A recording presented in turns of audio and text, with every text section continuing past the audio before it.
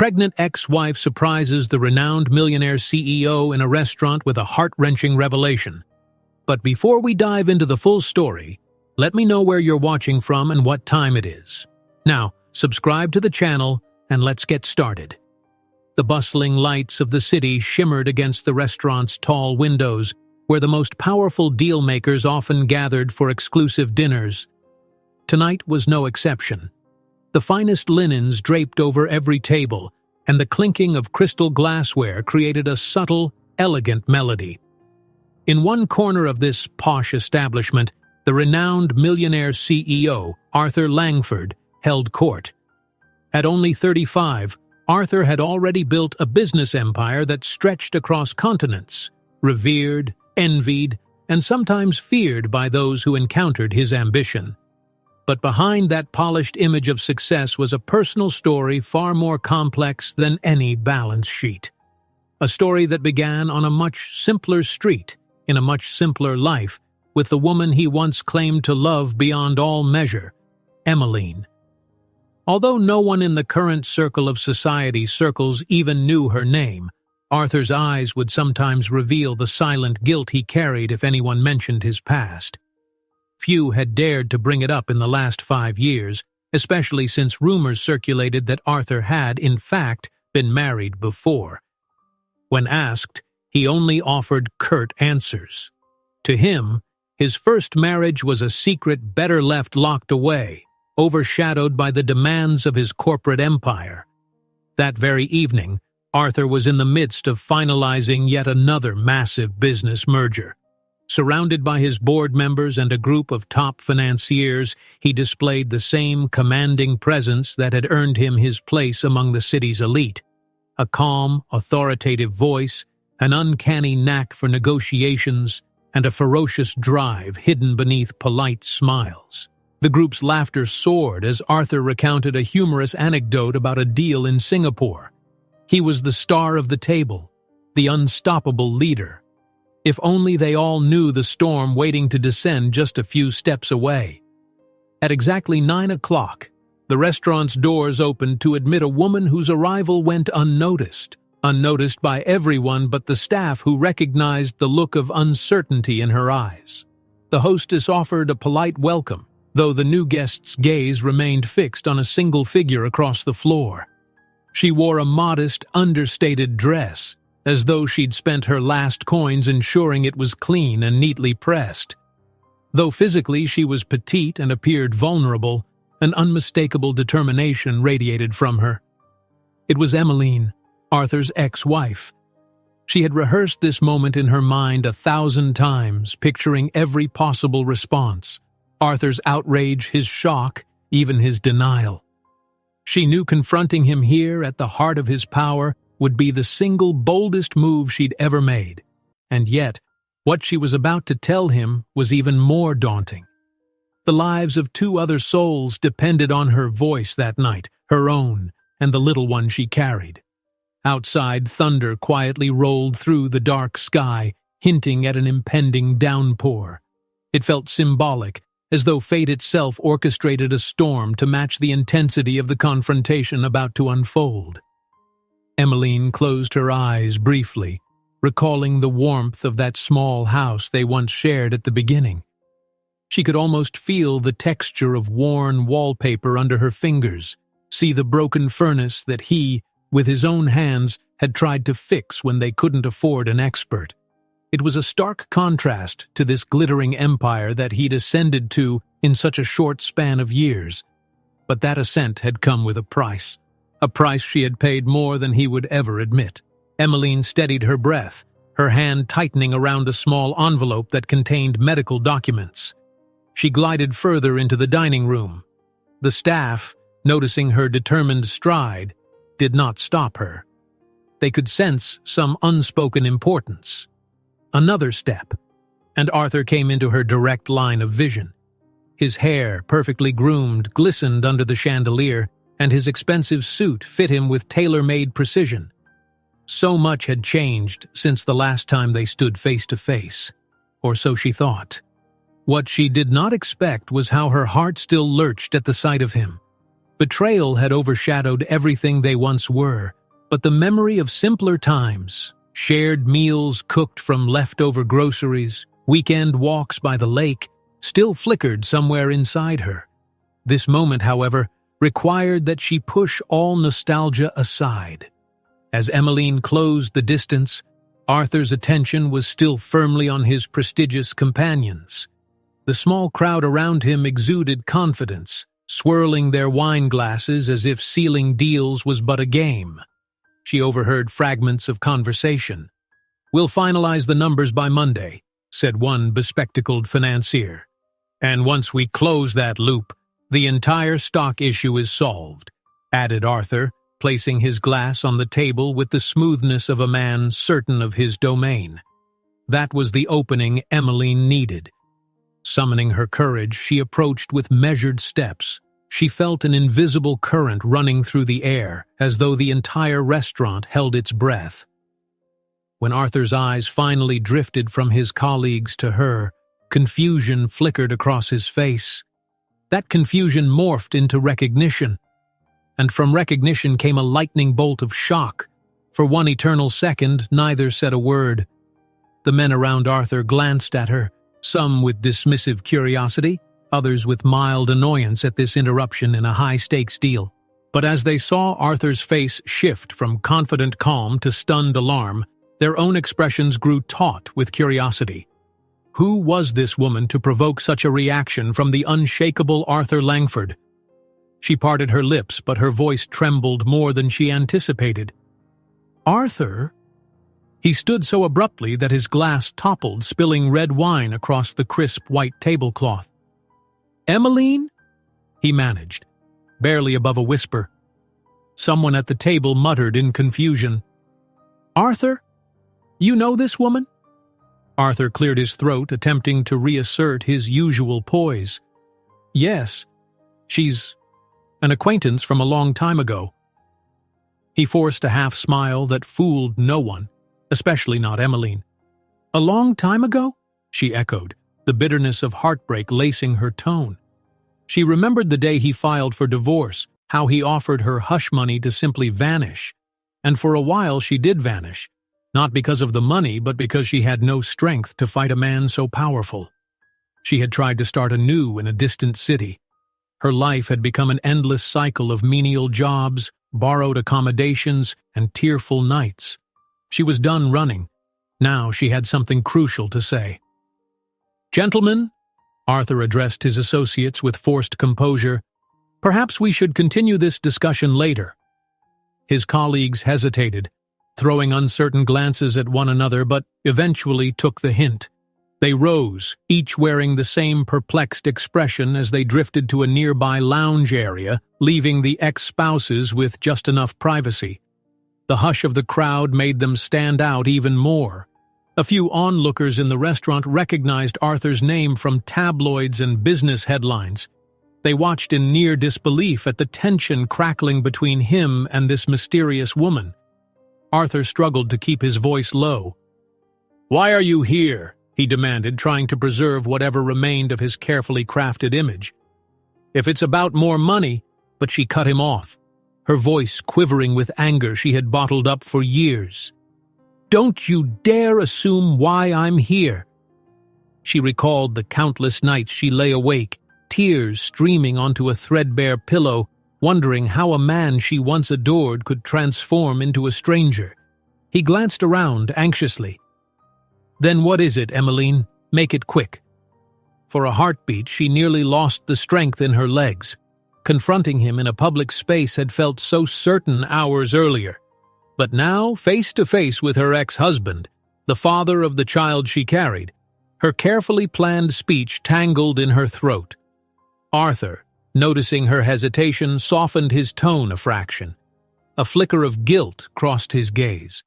Or perhaps it was fear that she'd do something to jeopardize the biggest business merger of his career. "We ended things years ago," he continued. "We agreed it was best. I'm sorry if you're still hurting. But my life has changed, Emmeline." Her hand instinctively went to her abdomen, the gesture so slight that only someone looking closely would notice. And notice he did. His eyes widened, connecting the dots in an instant. "No," he whispered. "That can't—" She exhaled tremulously. "Yes, Arthur. I came to tell you that I'm pregnant."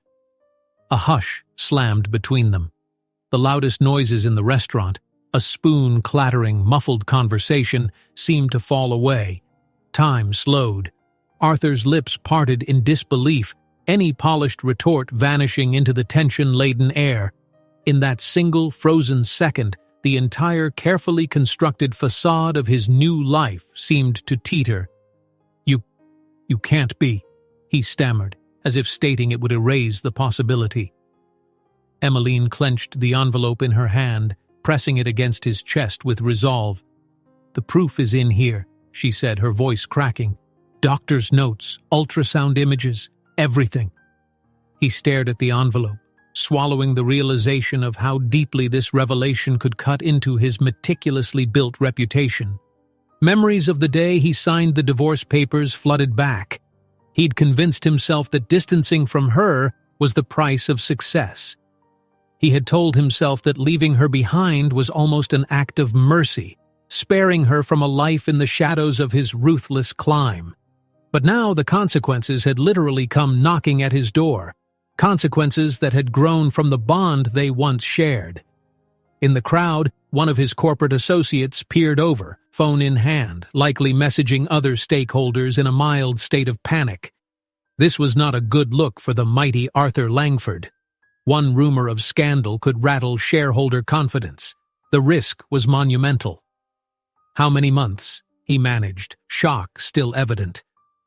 Emmeline felt tears burn in her eyes, but she refused to let them fall.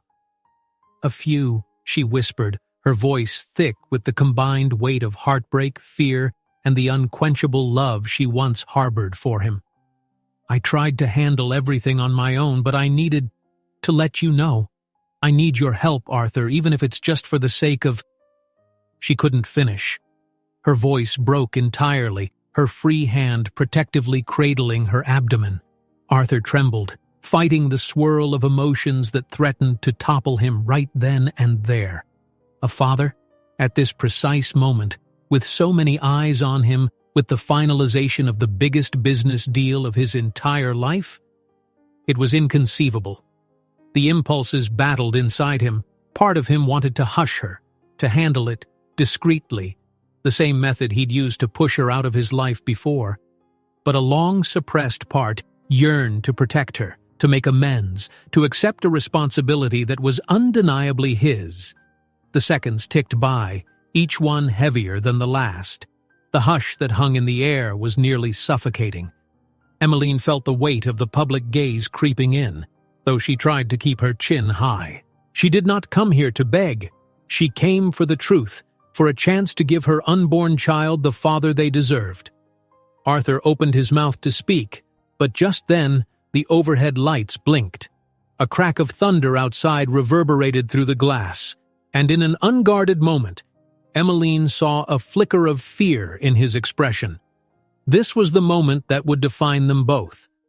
No corporate deal or social persona could overshadow the simple truth. They had created a life together, and life demanded answers. Would he let the illusions of control overshadow his humanity? Or would he rise to the moment and do what he'd once promised her he would? Stand by her side, for better or for worse. Emmeline was about to find out. A cold, sharp gust of wind swept in through the restaurant's entrance, rustling the tabletop flowers and reminding everyone of the storm pressing in outside. Emmeline's delicate frame wavered at that sudden chill, but her resolve remained unshaken. Arthur stood rooted to the spot, the envelope still pressed against his chest, as if it carried the weight of a world he was trying to deny. Time itself seemed reluctant to move forward. The hush that followed Emmeline's revelation felt interminable, yet the buzz of half-whispered conversations among the onlookers grew. Some recognized this moment as more than a mere personal drama. This was the famed CEO Arthur Langford grappling with a scandalous shock. The servers discreetly hovered at a distance, uncertain whether to approach with reassurances or allow the couple privacy. His colleagues stood in a tight group by the bar, rifling through messages on their phones, no doubt already feeling a ripple in stock prices and investor confidence. Arthur inhaled, struggling to steady his voice. "Please," he muttered in a forced, quieter tone. "Let's not do this here." "Where then?" Emmeline asked with a trembling but insistent voice. "Behind closed doors you can lock, so you can pretend none of this is real?" She cast a glance at the opulent chandelier overhead, each crystal shimmering with unattainable perfection, much like Arthur's meticulously crafted new life. He looked around, cheeks growing redder with every passing second. There was no easy escape. If he stormed away, it would create an even bigger scene. He had to manage this. "Follow me," he finally said, taking her arm with a gentleness that belied his tension. Together, they exited the main dining area and slipped into a more secluded lounge by the restaurant's private meeting rooms. The hush followed them there. A solitary lamp cast a dim, buttery glow against the plush leather chairs. Emmeline pulled away from his grasp, crossing her arms over her abdomen protectively. Arthur's gaze darted from her face to her midsection. Questions flared, so many that he didn't know which one to voice first. "How long have you known?" he asked, though he realized how trite it sounded. Emmeline expelled a bitter laugh. "Since the day after I collapsed at work. I was cleaning offices all night. It was the only job I could find out of state. Your lawyers made sure no place in this city would hire me after the divorce, didn't they?" Her eyes flashed with memories of cramped motel rooms, doctor's visits she could scarcely afford, and the heartbreak of being abandoned so completely. "When the doctor told me I couldn't even buy the vitamins without skipping meals." Arthur absorbed her words in silence. The image of her toiling in a cleaning job, fainting from exhaustion, struck him harder than he cared to admit. He wanted to speak, but guilt pressed heavily on his tongue. She was right. After their split, his attorneys had arranged a swift legal blockade. He had been so consumed with expanding his company, so focused on shutting out any potential mess, that he'd never paused to consider the depth of her suffering. "And you waited until now to tell me?" He tried, though it came out more like an accusation. "Do you think I wanted to come crawling back?" she retorted, tears of anger edging her words. "You made it clear I was disposable. I tried to do this alone, Arthur, but—" She paused, fighting back a sob. Her gaze dropped to her stomach, her hand splaying across the gentle curve as though trying to shield their unborn child from a father's rejection. "But I can't. I can't do it all alone. This baby deserves better. Deserves a chance. I had to at least try. Even if you slam the door in my face, at least I'll know I came here and tried." Arthur felt like he was drowning in a whirlpool of regret, responsibility, and panic. He was used to orchestrating million-dollar contracts, shaping entire markets. Yet confronted with a single truth about his own life, he found himself utterly powerless. He'd never imagined fatherhood. He'd kept personal ties at a distance ever since he broke from his humble beginnings. What do you want from me?" he asked, almost timidly. It wasn't the question Emmeline had expected, nor the tone. She held herself taller. Her voice shook, but her will was solid. "I want you to acknowledge this child is yours. I want you to help me with the medical bills. I want you to understand that no matter how far you've risen, you have a human obligation, and not just with money. I came to ask if you'd be part of our baby's life, if you're capable of that anymore." Behind Emmeline, the lounge's heavy drapes fluttered as the air conditioning kicked in. The storm outside had intensified.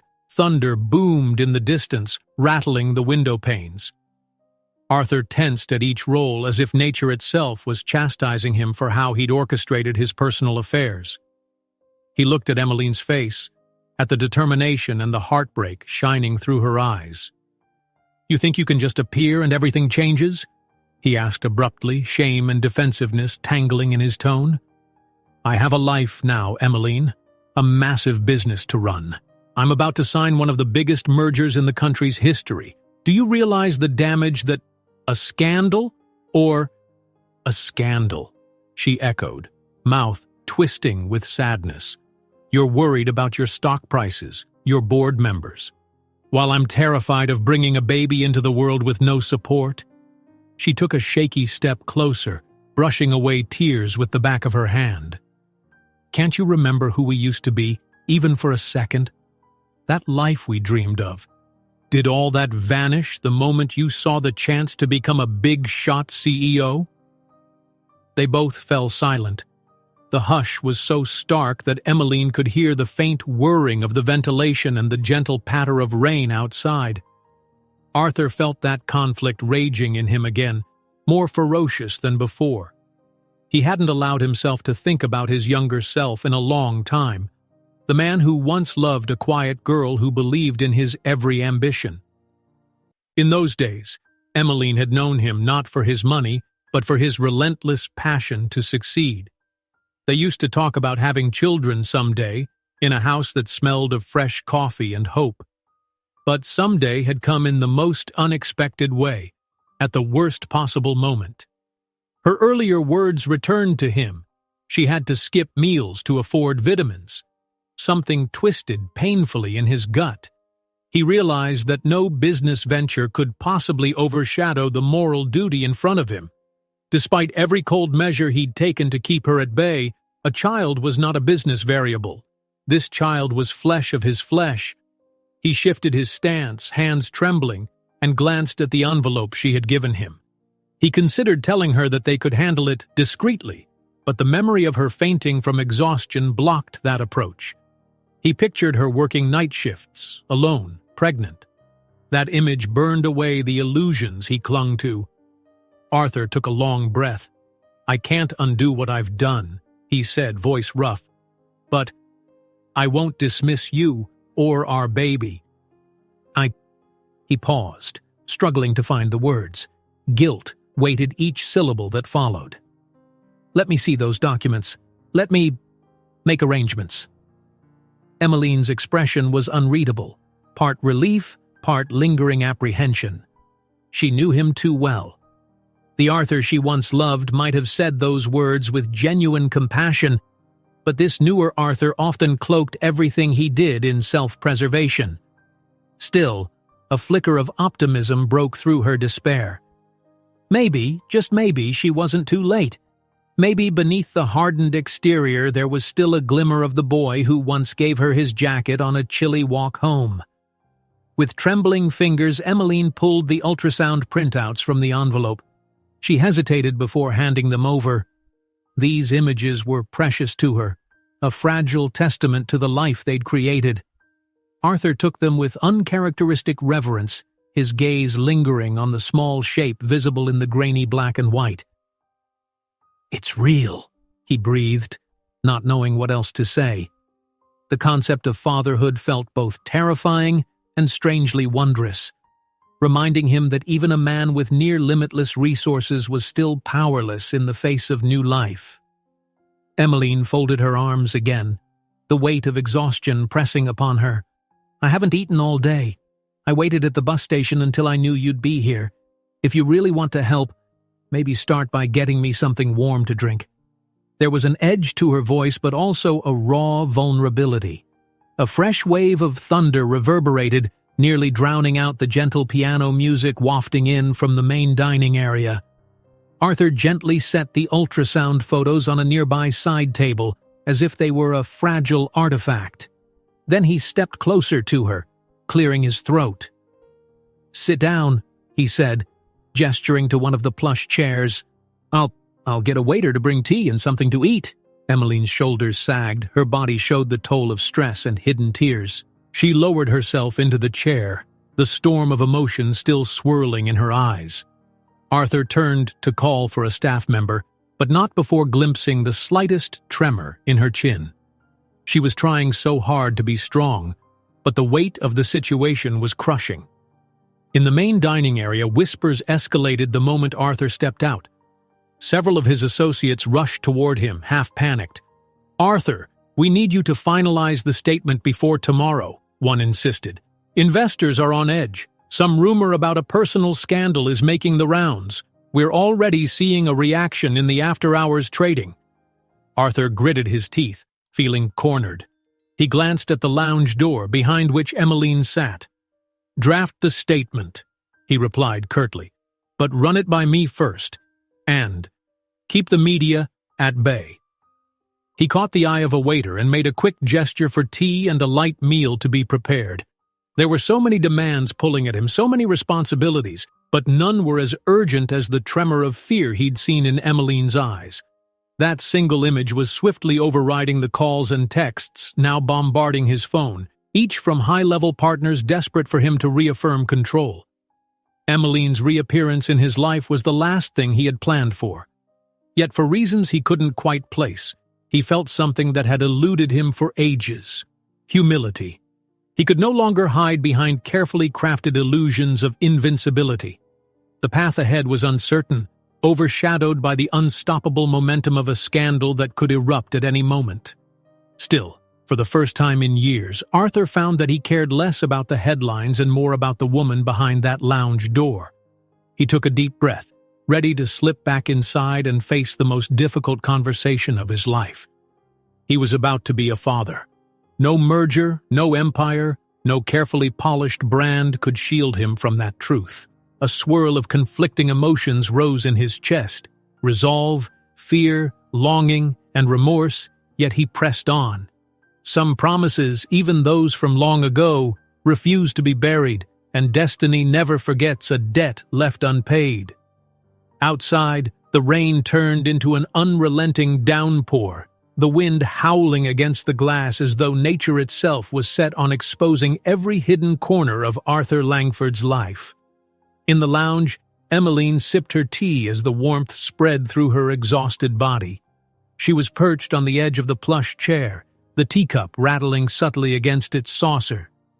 Despite the storm raging beyond the windows, a different tempest was brewing within these walls. Arthur returned to her side, his expression distant yet fraught with worry. With the door closed, it was just the two of them again. She couldn't help but note how his posture had stiffened. Once the epitome of cool confidence, he now seemed pensive and raw. "No one saw you come in, right?" he asked softly, though it was laced with a familiar concern for appearances. She set down the cup with a shaky hand. "Some of your staff saw me, Arthur. Probably your business partners, too." He winced. "I'm not ashamed, You just worry it'll ruin your perfect corporate image," she finished for him, her voice crisp. "I saw the looks they gave us. I can only imagine the headlines if they discover who I am." A brief silence pulsed between them. Arthur slid onto a chair across from her. He looked as if he was trying to thread a careful path between anger, confusion, and regret. When he spoke, his voice was softer. "Are you okay? Physically, I mean, with the pregnancy."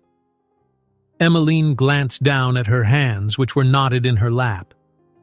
"The doctor says I need to be mindful of stress and nutrition," she murmured. "I'm taking prenatal vitamins when I can afford them.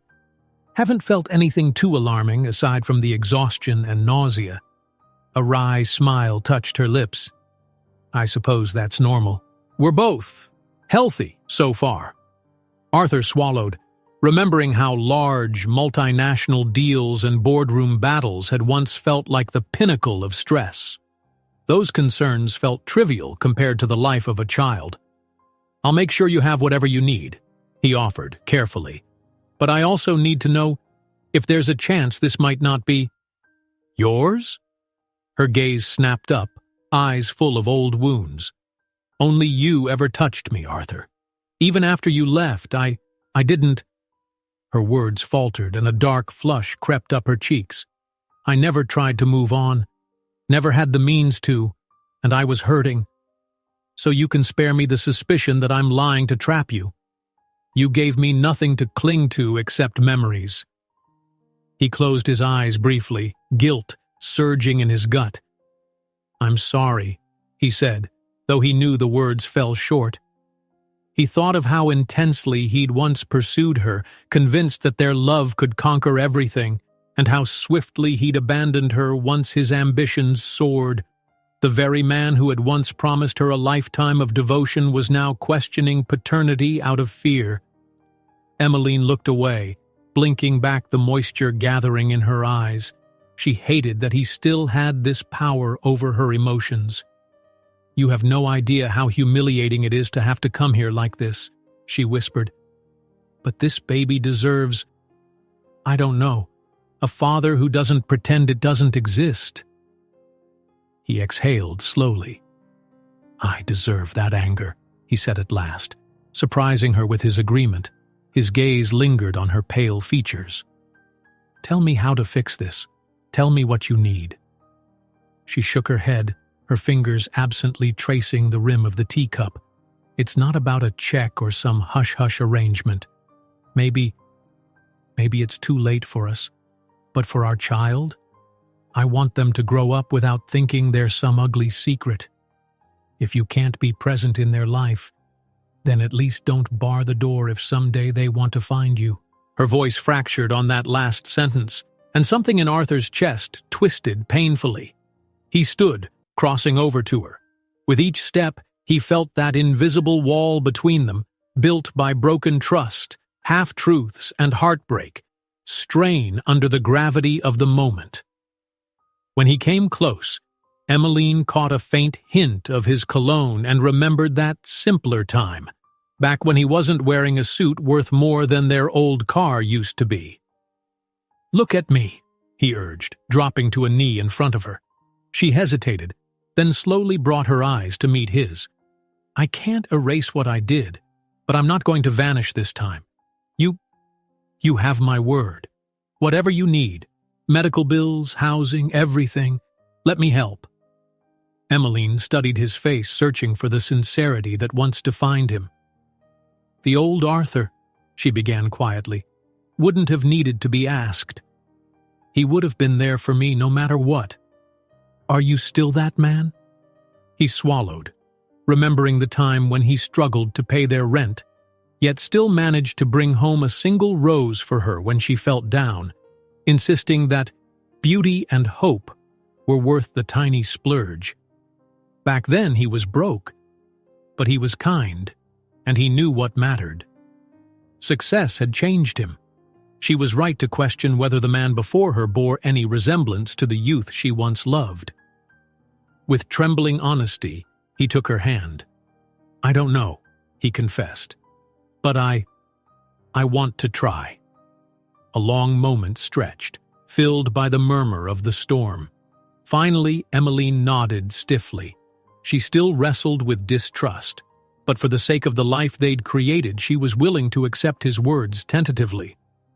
"Then I guess we'll try.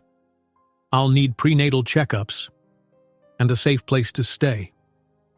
Her shoulders sagged as if just admitting the need for help was an immense burden. "I can't keep commuting from that motel on the edge of town, and working like I do, it's too much." He nodded. "Come stay with me, at least for now," he proposed. Then, seeing the wary flash in her eyes, he added, "I have more than one property. There's a guest house near my main home. No pressure, no hidden agenda. You'll be safe, and I can ensure you get the care you need." Before she could respond, a text alert buzzed against the table near Arthur's phone. His posture tensed immediately. "My investors are waiting," he muttered. Another text arrived in quick succession. He glanced at the screen and cursed under his breath.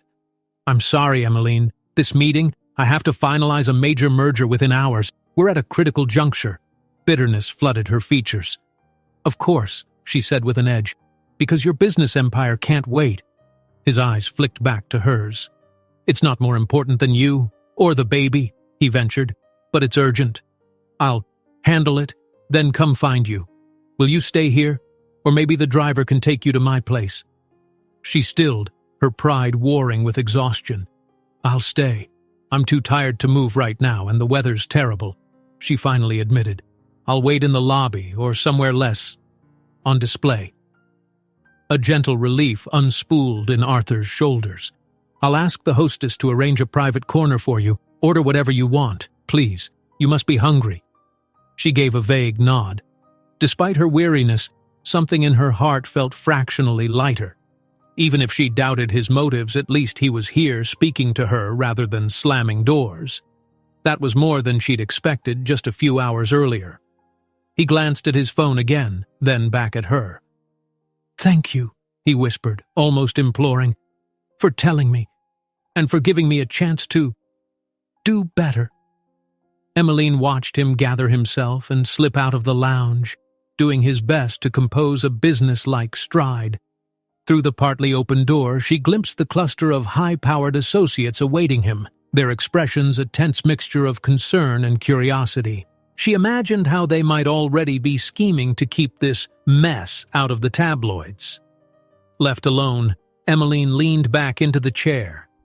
The whirlwind of events drained the last remnants of her energy, and she realized her heartbeat was hammering from the confrontation. Her hand drifted instinctively to her belly, seeking comfort. As the rain hammered against the windows, she drew in slow, calming breaths. At least she had tea, a seat, and, perhaps, the faintest glimmer of hope. Half an hour later, from where she sat near the lobby, Emmeline spotted Arthur at a table across the restaurant, surrounded by his top executives. Even from this distance, she could see the strained lines around his eyes. His once effortless charisma was tainted by the gravity of new revelations. She could almost feel him glancing her way, despite his need to project unwavering confidence to his partners.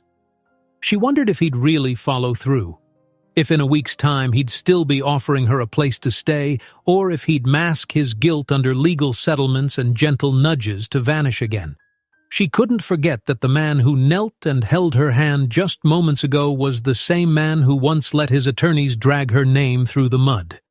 But the baby's future hung in the balance, and she had no choice but to trust that he meant what he said.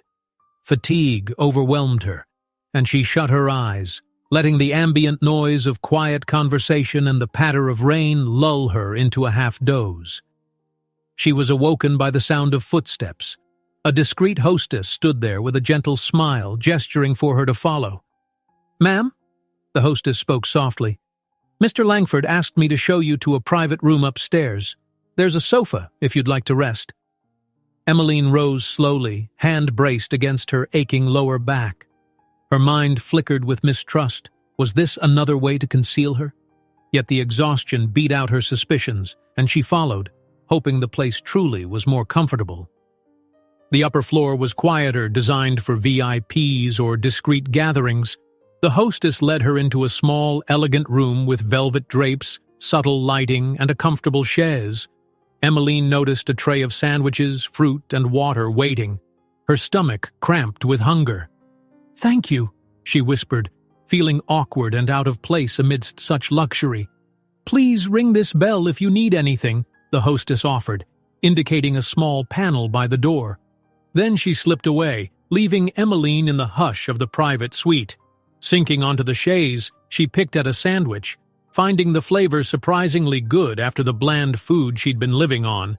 She drifted between nibbling and staring at the city lights through the tall windows. The rain was now a steady sheet, reflecting neon signs in streaks of pink and blue on the streets below. It reminded her of another life. Nights when Arthur would hold her as they watched storms from their tiny apartment window. But that was before. She pressed a palm to her belly again, whispering, "I hope I made the right choice coming here, little one." There was no response, of course, but she felt a calm settle in. Surrendering to the heaviness in her eyelids, she lay back, letting the distant hum of the city lull her once more. Time slid by in an indistinct haze until footsteps echoed outside. The door opened softly. Emmeline's eyes fluttered open to see Arthur, still in his impeccable suit, face lined with fatigue. His tie was loosened, and the usual crispness of his appearance seemed rumpled. He carried a lingering smell of expensive cologne mingled with stress. "Hi," he said, closing the door behind him gently. She pushed herself upright. "How'd it go?" He exhaled, running a hand through his hair. "We closed the deal. It's done."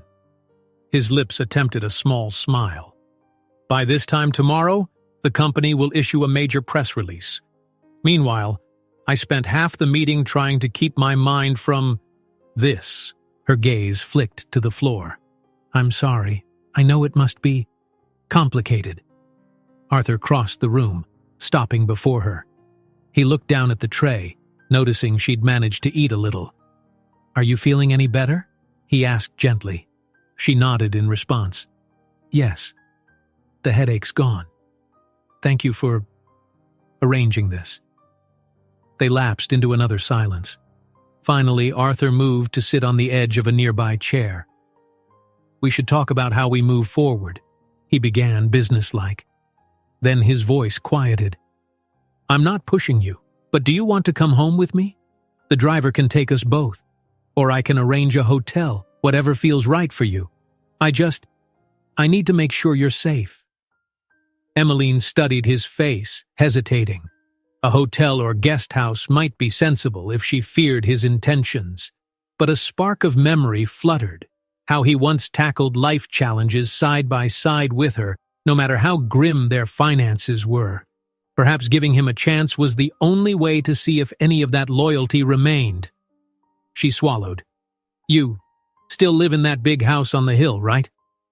He nodded. "Yes, it has a separate guest house in the back, newly furnished. You'd have privacy, plus on-site medical help if necessary. Security, too." Her fingertips pressed against the chaise cushion.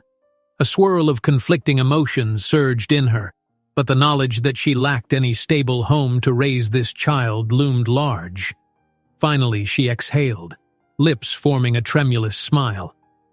"All right, I'll stay. Just don't expect me to act like everything's forgiven." A flicker of relief lit his features. "Of course, I understand." He rose, offering a hand to help her stand. Emmeline accepted, feeling a small wave of dizziness. He braced her with gentle steadiness, a momentary echo of the man she once knew. Outside the window, the rain shifted to a gentler patter as though acknowledging that a new phase of their story was beginning. Standing there in that quiet room, they both felt the magnitude of what lay ahead. Fatherhood and motherhood, tangled with old hurts and unsteady hopes. Arthur gently rested his hand over hers, an unspoken gesture of truce. Neither knew if trust could truly be rebuilt, but the tiny heartbeat joining them demanded they try. And so they prepared to leave that exclusive restaurant side by side, stepping out into a city where rumors would soon run rampant. Yet for a moment, the storm felt distant, because in that fragile instant they were no longer just two wounded ex-lovers. They were the parents of a child who needed them both. The ride through the night was silent save for the hum of the car's engine and the soft thrum of rain against the windows.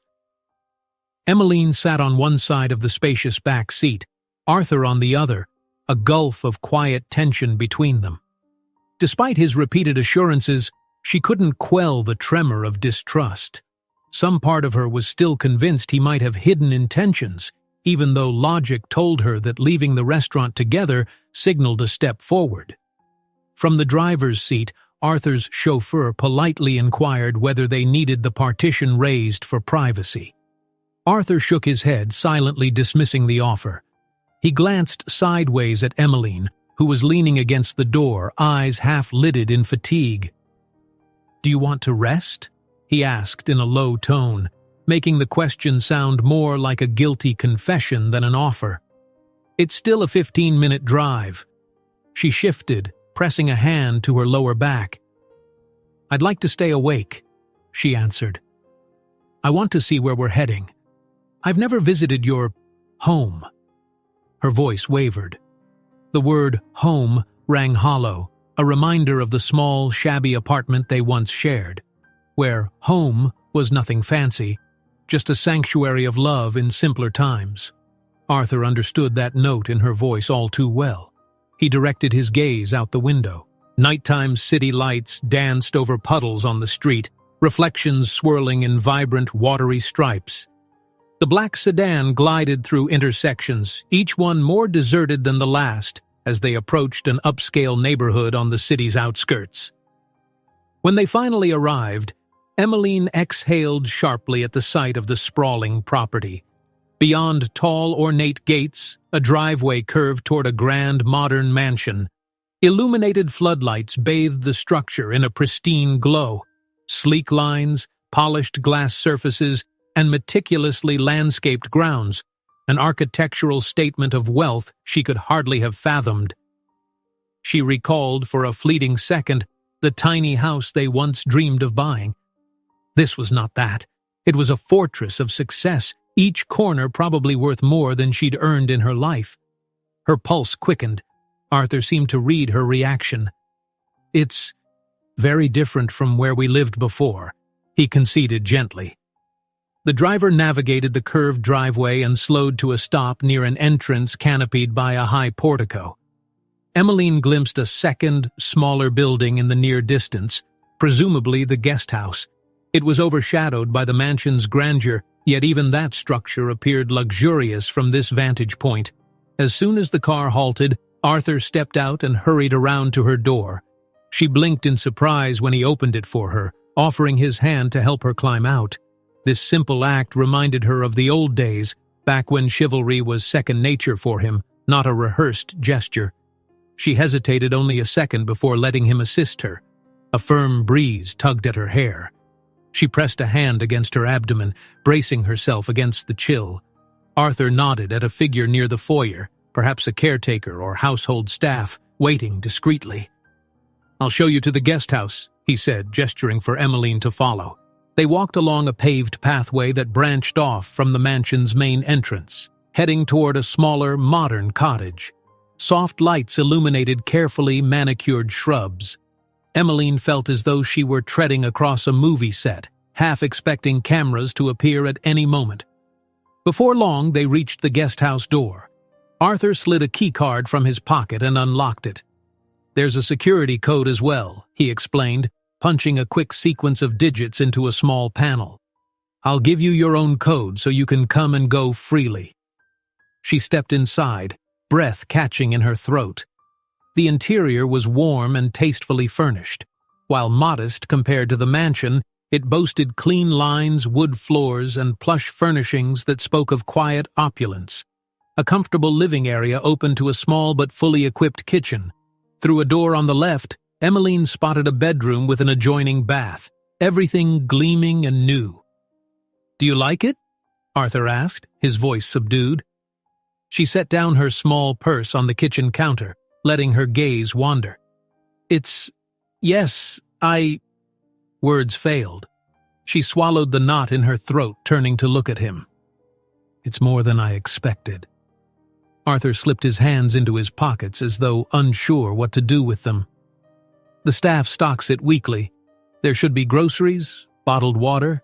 If there's anything missing, just let me know." Emmeline nodded and took a step toward the living area. Tension filled the space, an invisible barrier of unresolved pains. "You said something about on-site medical help?"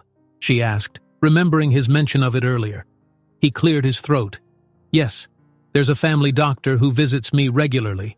I can arrange for him to check on you. Or we can schedule your appointments at the hospital, private or public, whichever you prefer. I just want to be sure you're comfortable." Comfortable. It felt like a strange word in this context, given the gulf of uncertainty between them. Still, she appreciated the practicality. She felt like she was drifting in unknown waters, and any anchor was better than none. "Thank you," she said at last, crossing her arms as an instinctive guard against the swirl of emotions inside her. "I'm a bit overwhelmed." He nodded, stepping closer. Rain was trickling on the window behind him. "I understand. It's been a long night.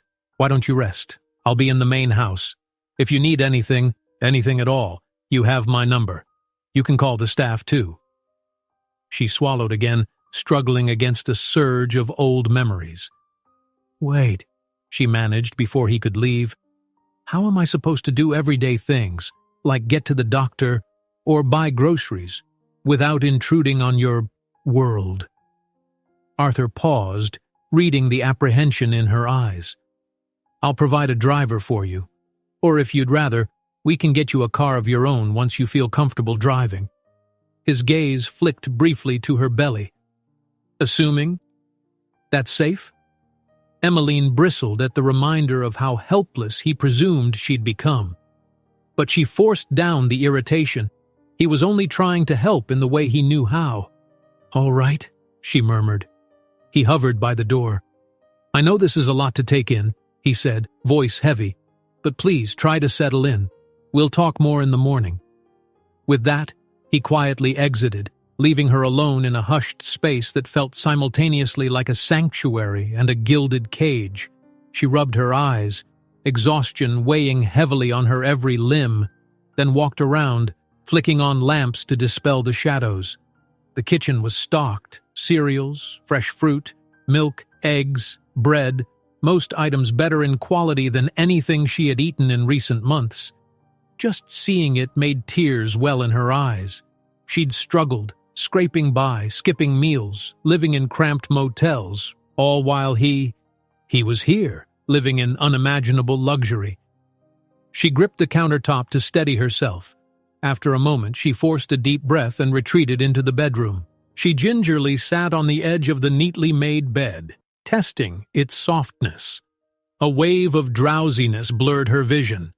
Despite the day's ordeal, or perhaps because of it, she was near her limit. Within minutes, she had changed into more comfortable clothes, courtesy of the small suitcase she'd lugged around, and slipped beneath the covers. The mattress enveloped her in an unfamiliar embrace of comfort and warmth, stirring conflicting emotions. Her heart hammered with the knowledge that come morning she would face a life intertwined with a man who'd once hurt her more than anyone. But now, he was also the father of her unborn child, a father claiming to want to make things right. Could she let her guard down enough to let him in? Exhaustion claimed her before she could dwell further. Sleep took her quickly, lulled by the gentle patter of rain on the windows and the distant echo of footsteps from the mansion. The next morning arrived in a slow bloom of early sunlight filtering through sheer curtains. Emmeline stretched, momentarily forgetting the events of the previous day. The bed was so comfortable that for an instant she believed she'd dreamed it all. The confrontation at the restaurant, Arthur's stunned expression, the lavish guest house. But reality snapped back quickly. She rose, blinking at the unfamiliar room, then remembered the child she carried. Pressing a hand against her stomach, she reassured herself that no matter how alien this place was, her reason for being here was steadfast. A soft knock startled her. She frowned, hurrying to the bedroom door. Opening it a crack, she found a uniformed maid standing in the hall, holding a tray laden with breakfast foods, eggs, toast, juice, and a steaming mug of tea. "Good morning, miss," the maid said politely, as though Emmeline were a regular guest at some upscale resort. "Mr. Langford asked that I bring you this. He also said to let you know there's no rush, but if you feel up to it, he'd like to see you at the main house whenever you're ready." Emmeline cleared her throat, stepping aside to let the maid in. "Thank you," she murmured. As the maid set the tray on a small table, Emmeline's cheeks flushed at the thought of Arthur instructing staff to cater to her. She'd never imagined herself in such a scenario. "Is he working?" Emmeline asked, trying to mask her hesitation. "Yes, miss. He's in his office. He has a few calls this morning, but said he'll make time whenever you'd like to speak." After the maid departed, Emmeline sat down to eat. The smell of fresh eggs and butter teased her appetite, reminding her of how long it had been since she'd had a proper breakfast. As she tasted the warm food, a pang of guilt knotted her insides. For months, she had struggled with uncertainty and fear. Now she was feasting like a guest in a luxury retreat, because the man who had cast her aside decided it was time to show responsibility. She tried not to let the bitterness overtake her gratitude, focusing on the baby's well-being. Once she finished, she washed up quickly, rummaging through her meager belongings for something suitable to wear. All she had were worn-out clothes that now felt even shabbier against the pristine environment. Finally, she settled on a simple blouse and loose skirt that still fit, though they bore faint signs of long use. Her reflection in the bathroom mirror startled her, tired eyes, tension lines around her mouth. Pregnancy had altered her face, though perhaps that was more from stress than anything else. She ran a hand over her hair, wishing she had time or money to visit a proper salon. Summoning a shaky breath, she left the guest house, stepping into the crisp morning air. Birds chirped among meticulously trimmed hedges. She followed the stone pathway leading to the mansion's side entrance. Her heart pounded as she reached a wide set of doors. She pressed a small button on the intercom, feeling acutely like an outsider at some exclusive club. After a moment, the door swung open. A middle-aged woman in a housekeeper's uniform greeted her with a kind smile. "You must be Miss Emmeline. Mr. Langford said to bring you upstairs to his office." "Thank you," Emmeline answered, stepping inside. The grandeur of the foyer dazzled her, high ceilings, polished marble floors, a sweeping staircase that ascended to an upper landing. Artwork adorned the walls in tasteful displays. Every surface seemed meticulously chosen to reflect refinement. She couldn't help but feel dwarfed by it all. The housekeeper guided her along a corridor. They passed a sitting room, a formal dining area, and large windows framing a panoramic view of gardens beyond. The scale of the place was staggering. It felt more like a boutique hotel than a private residence. Eventually, they arrived at a set of double doors near the end of a hallway. The housekeeper knocked politely before leading Emmeline in. Arthur stood by an ornate desk, phone cradled between his shoulder and ear. He nodded a greeting, motioning for Emmeline to sit on a sleek leather armchair. She settled down, her nerves prickling. "Yes, finalize the contract," Arthur was saying into the receiver. "I'll review the last clause by lunchtime." He ended the call and turned his attention to her. For a moment, neither spoke. He seemed to search her face, noticing the uneasy shift in her posture. "Good morning," he said gently, setting the phone down. "I hope you slept well." She managed a small nod. "Better than I have in months," she admitted, then eyed the office around her. Floor-to-ceiling windows let in natural light, the space anchored by custom furniture and neat stacks of files. She wondered if every corner of his life now reflected such methodical order, except, of course, the messy, personal realm she represented. Arthur gestured for her to come closer. "I was thinking we could discuss a few practical matters. A schedule for doctor's appointments, any dietary needs you have, finances." She lifted a hand, stopping him mid-sentence. "Hold on. This is—" She exhaled, trying to steady the swirl in her chest. "Arthur, I'm grateful for the place to stay and the food, but I haven't forgotten how things ended between us. I can't just pretend we're collaborating seamlessly." His expression shifted, guilt mingling with concern. "I know, and I'm not asking you to, but we have to figure out how to move forward for the sake of the baby." She swallowed, knuckles whitening against the armrest. "I left everything behind to talk to you, and I'm here now, but that doesn't mean you get to plan my life. I just want your support and some respect." He nodded gravely, pressing his palms together. "I hear you. You're right. Let's take this step by step. If you want to handle certain things independently, I understand. But at least let me ensure you don't struggle financially or medically. Please." She studied him closely. His eyes held a glimmer of sincerity, maybe also relief that she was still willing to talk. After a moment, her shoulders sagged. "All right," she conceded, voice subdued. "Step by step, but no more ignoring me, no more overshadowing me with lawyers. If I call, you answer. If the baby needs something, you don't question it." He inclined his head, accepting her terms. For a fleeting instant, something like relief flashed in his eyes. "Deal," he said simply. She offered a faint, guarded smile in return. The tension in the office lightened by a fraction. Outside the windows, the sun had finally chased away the morning clouds, illuminating the pristine grounds below. They had much to settle: doctor visits, living arrangements, financial logistics, and a fragile attempt to reframe their relationship. But in the hush of that luxurious office, for the first time in years, they were genuinely talking, not with anger alone, but with the tentative hope that maybe, just maybe, they could create a life for their child free from the bitterness of the past. "Let's start with the appointments," Arthur suggested softly, picking up a notepad. Emmeline nodded. And so, in that moment, they took the first halting steps toward a delicate partnership.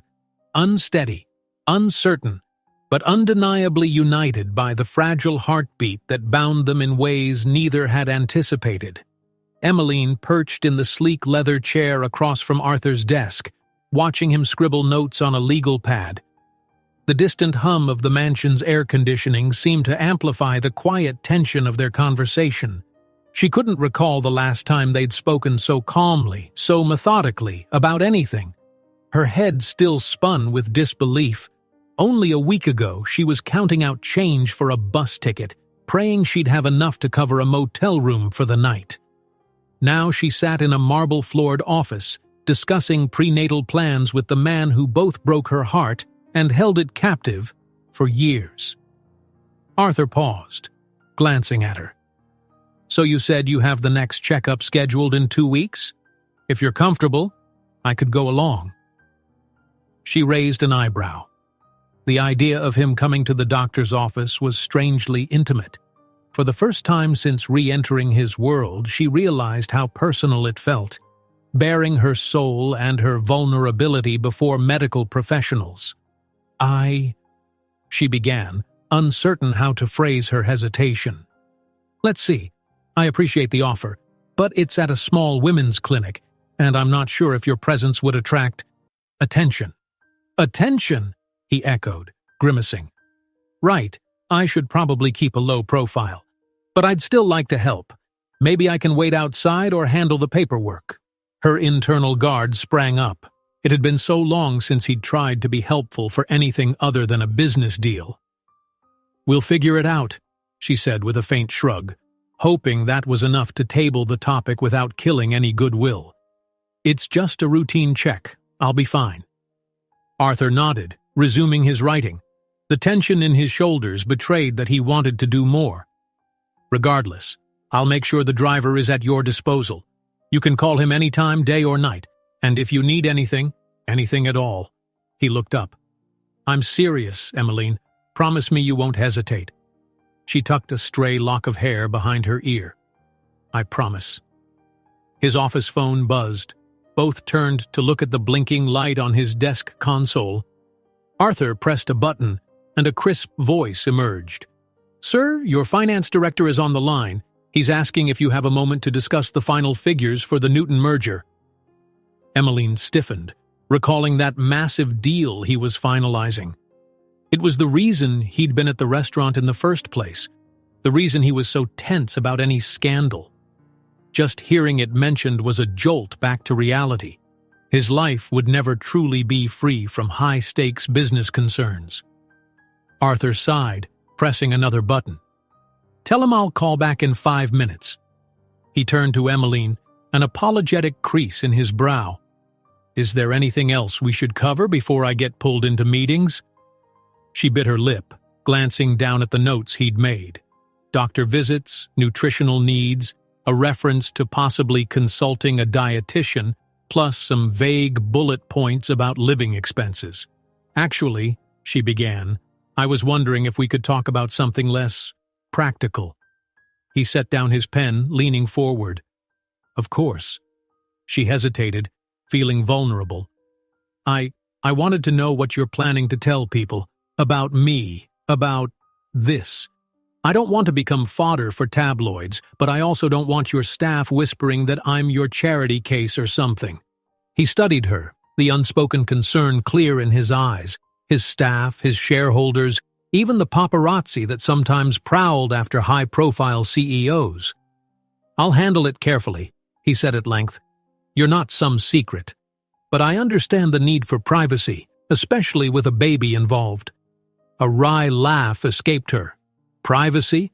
Once it leaks that your ex-wife is pregnant, do you really think we'll have any privacy at all? He winced. We'll try. I'll speak with my public relations team. We can control at least part of the narrative, perhaps an official statement, but only if rumors get out of hand. She rubbed her arms. The idea of an official statement about her personal life made her skin crawl. You do what you have to, I guess, she murmured. Just don't let them twist it into some angle that humiliates me. Arthur reached across the desk, gently laying a hand on the edge of her chair, close but not quite touching her. I won't let them. That's a promise. She nodded, swallowing a tightness in her throat. If anyone had told her even a month ago that Arthur would be pledging to protect her from media scrutiny, she'd have laughed in their face. Yet here he was, looking earnest. She wanted to believe him. He pulled his hand back, the moment slipping away. I should call my finance director, he said, voice low. But let's talk more tonight. If you're okay with it, we can have dinner together here, not out in public. I'd like to make sure you're settling in. We don't have to discuss anything you're uncomfortable with. Her first instinct was to decline. The intimacy of sharing a meal felt daunting, but reason intervened. They had to find a way to communicate if they were to co-parent. All right, she agreed. Dinner, here. A slight smile curved his lips. Thank you. Without another word, she rose, giving him space to handle his business call. Leaving the office, she felt a mixture of relief and confusion. Relief that he was, so far, doing what he'd promised. Confusion because the Arthur she'd encountered these last 24 hours had moments reminiscent of the man she once loved deeply, alongside glimpses of the calculating CEO who had once broken her heart. Downstairs, the same housekeeper from earlier greeted her politely. Emmeline asked for directions to the library, hoping to find a place to spend some time without feeling like an idle guest. The housekeeper led her through a corridor into a beautifully paneled room lined with shelves of books. Soft chairs and a large window made it an inviting space. Once alone, Emmeline ran her fingers along the spines of leather-bound volumes. She recognized some classic novels she'd once borrowed from the local library in her old life. A pang of nostalgia tugged at her chest. She selected a tome, drifting to a window seat that overlooked the manicured gardens. The sun had fully risen, casting warm light across neatly trimmed hedges and ornamental fountains. It was a world away from the cramped apartments and cheap motels she knew too well. Leaning against the cushions, she let the hush of the library envelop her. This was a side of Arthur's life she'd never seen. Quiet, cultured spaces, staff that catered to his every whim. She wondered not for the first time how he'd changed so drastically. Once upon a time, they would sit at a rickety kitchen table, planning a future shaped by their mutual dreams. Dreams that seemed small and quaint compared to the empire he'd built. She thumbed through the pages of the book absently, her thoughts drifting to the child growing inside her. This wasn't just about the baby's future. It was also about whether that child would inherit the unresolved wounds between them. Despite her guarded heart, she resolved to do her best, for the baby's sake, if not her own. The afternoon passed in a blur. Emmeline explored the guest house further, took a short rest, and even managed to walk through a patch of the garden where she found a quiet bench sheltered by a tall willow tree. She breathed in the greenery, letting the gentle sound of leaves rustling soothe her nerves. At around 6 in the evening, a knock came at the guest house door. She opened it to find a neatly dressed butler who introduced himself as Mr. Hannah. "Good evening, Miss Emmeline. Mr. Langford asked me to escort you to the main dining room for dinner, if you're ready." Her pulse quickened. Dinner. It felt simultaneously formal and personal. She thanked Mr. Hannah, closed the door, and darted to the mirror. She'd packed only a couple of slightly nicer outfits. Ultimately, she selected a flowing navy blue dress that hid some of the wear and tear. Standing there, she recalled better days, when Arthur would spin her around the living room for an impromptu dance. She brushed the memory aside, inhaling to steady herself, then stepped out to join the butler. The corridor to the mansion was lit with tasteful wall sconces casting a soft glow. Once inside, Mr. Hanna led her through a different path than she'd taken that morning until they reached a relatively modest dining room. Arthur stood waiting, dressed in casual slacks and a collared shirt, a far cry from his usual corporate armor. He offered a small, welcoming smile. "Hi," he said, voice subdued. "Thanks for agreeing to dinner." She managed a polite nod, eyes scanning the polished wooden table set with 2 place settings. Nothing extravagant, but still a touch too fancy for her comfort. "Thanks for inviting me," she returned, uncertain how to navigate this new dynamic. They settled across from each other. A soft lamp on a sideboard provided ambient light, and someone, likely one of Arthur's staff, had arranged a vase of fresh flowers in the center. After a moment, a pair of servers entered, delivering plates of a simple but elegant meal: roasted chicken with vegetables for her, and a lean steak for him. Emmeline's appetite sparked. Pregnancy often made her suddenly ravenous, and the aroma was enticing. Arthur waited until the servers left, ensuring they had privacy. Then he picked up his fork, glancing at her. "I asked the chef to prepare something light and healthy. I hope it's okay." She sliced into the chicken, inhaling the savory warmth. "It looks great." Her voice came out softer than intended, a blend of gratitude and awkwardness. They ate quietly at first. The gentle clink of silverware against plates was the only sound. Emmeline was relieved that Arthur didn't push conversation about the baby or finances. Instead, he asked if she'd found the gardens. "They're lovely," she admitted between bites. "I found a willow tree on the south side. It's peaceful." He nodded, a faint smile forming. "I used to sit under that willow whenever I felt overwhelmed. It's comforting." She paused, surprised. She hadn't imagined him this unstoppable business magnate seeking solace under a willow. "You get overwhelmed?"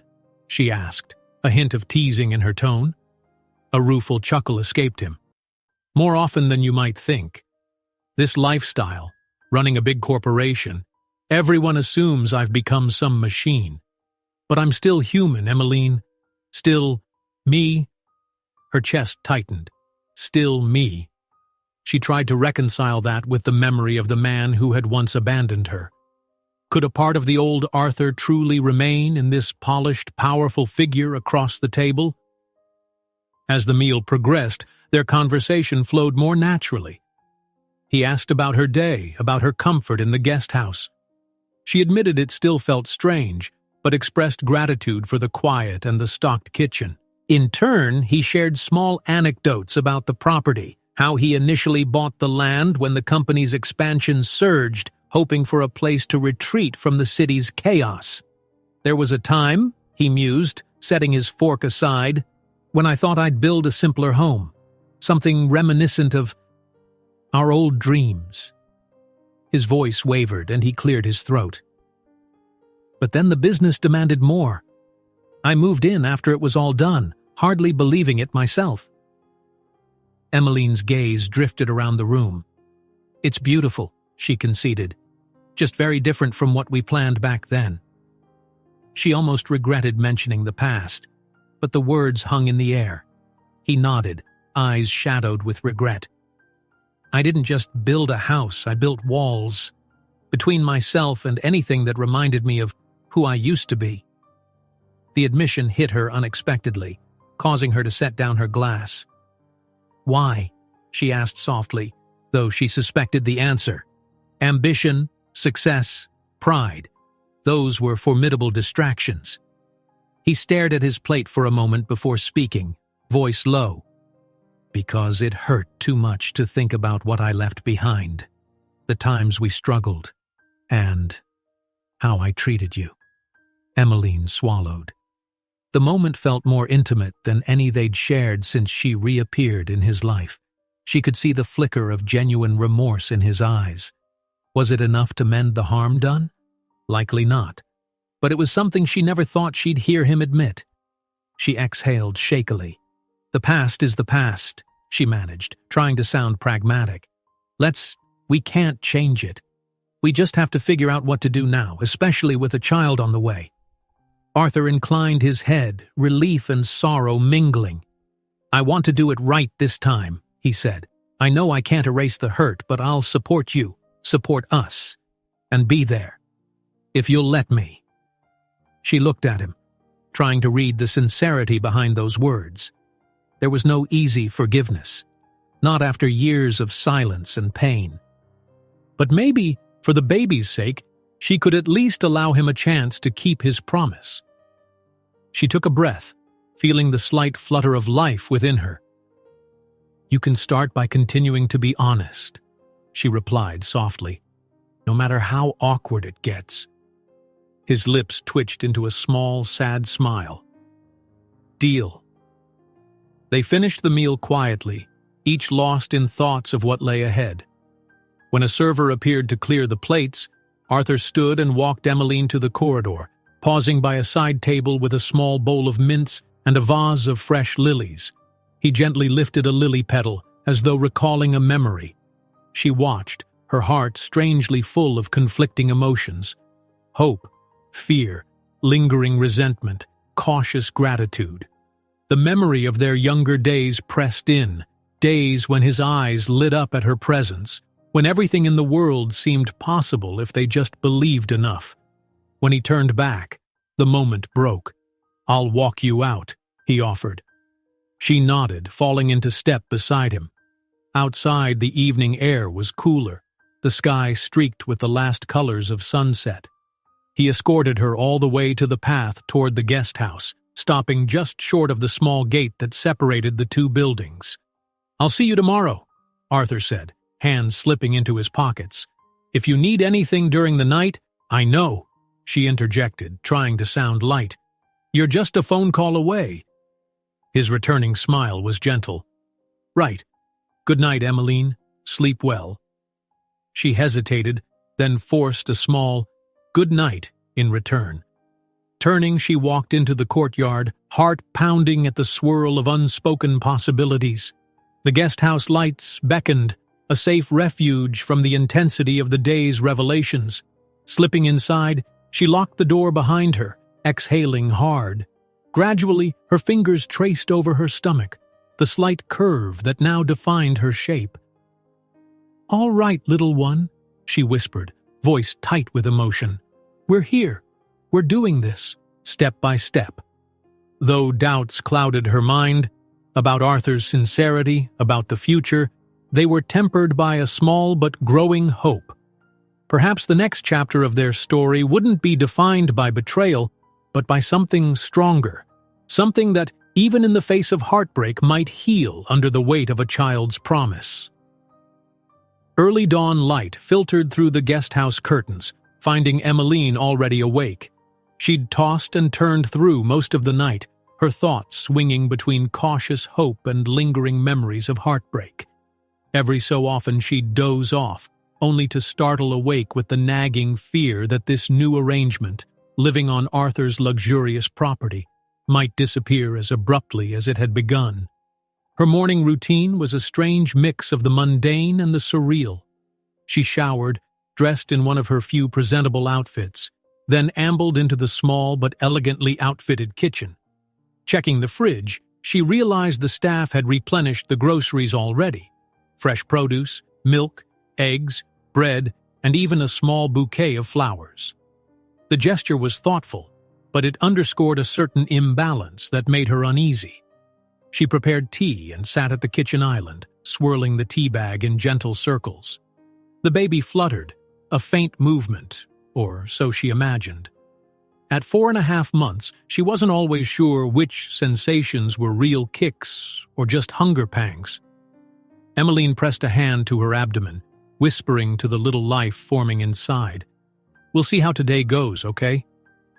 She couldn't help but think how she used to daydream of a moment like this with Arthur by her side, a moment that had seemed so far from reach until fate thrust them together once again. A soft rap on the door startled her. Before she could respond, the door eased open. It was the housekeeper who'd introduced herself as Helen the previous day, a motherly figure in her 50s. "Good morning, Miss Emmeline," Helen said kindly. "I just came by to check if you needed anything. Mr. Langford asked us to make sure you're comfortable." Emmeline forced a polite smile, though the unsolicited attention still felt foreign. "Thank you, Helen. I'm all right. Just having some tea." Helen nodded, lingering by the threshold. "Would you like me to fix you some breakfast? Or should I bring something from the main kitchen?" Emmeline's fingers tightened around her mug. "I'm used to cooking for myself," she replied, voice gentle. "But I appreciate your offer." Helen's expression softened. "As you wish. If you change your mind, please ring. I'll let Mr. Langford know you're fine." The mention of Arthur's name brought a flush of warmth and uncertainty. "Actually," Emmeline ventured, "before you go, do you know if Arthur is, busy this morning? I wanted to discuss a few things with him, but I don't want to intrude if he has meetings." Helen offered a reassuring smile. "He's got a packed schedule, but he asked me to tell you that you're free to come see him whenever you like. He's in his office until midday." Emmeline nodded, bidding Helen goodbye. Once alone, she inhaled deeply. She couldn't keep putting it off. She needed to keep lines of communication open. She'd always promised herself that if she ever reunited with Arthur, she wouldn't let him bulldoze her decisions or overshadow her life again. Now was her chance to ensure that promise held weight. After washing her mug, she grabbed a light jacket and stepped outside. The morning sky was bright, a pleasant contrast to the stormy days that had marked her arrival. The pathway up to the main house glistened with dew. She followed it, noticing small details she'd missed before: ornamental lamps, neatly spaced flower beds, even a stone sculpture nestled near the garden's edge. Everything about this property screamed wealth, reminding her just how vast the chasm was between Arthur's world and her own. When she reached the main entrance, a security guard greeted her politely, already aware of who she was. It was disconcerting to have so many people know her name without truly knowing her. Inside, the foyer gleamed with the same quiet opulence that had taken her breath away on her first visit. Emmeline made her way up to Arthur's office, recalling the path from memory. A flight of wide mahogany stairs, then a short corridor lined with abstract paintings. At the top of the stairs, she found the double doors to his office slightly ajar. Muffled voices drifted out, Arthur's plus one or two others she didn't recognize. She paused, uncertain whether to wait or knock. Just then, the voices subsided. She edged a bit closer, lifting her hand to knock, when the doors swung open.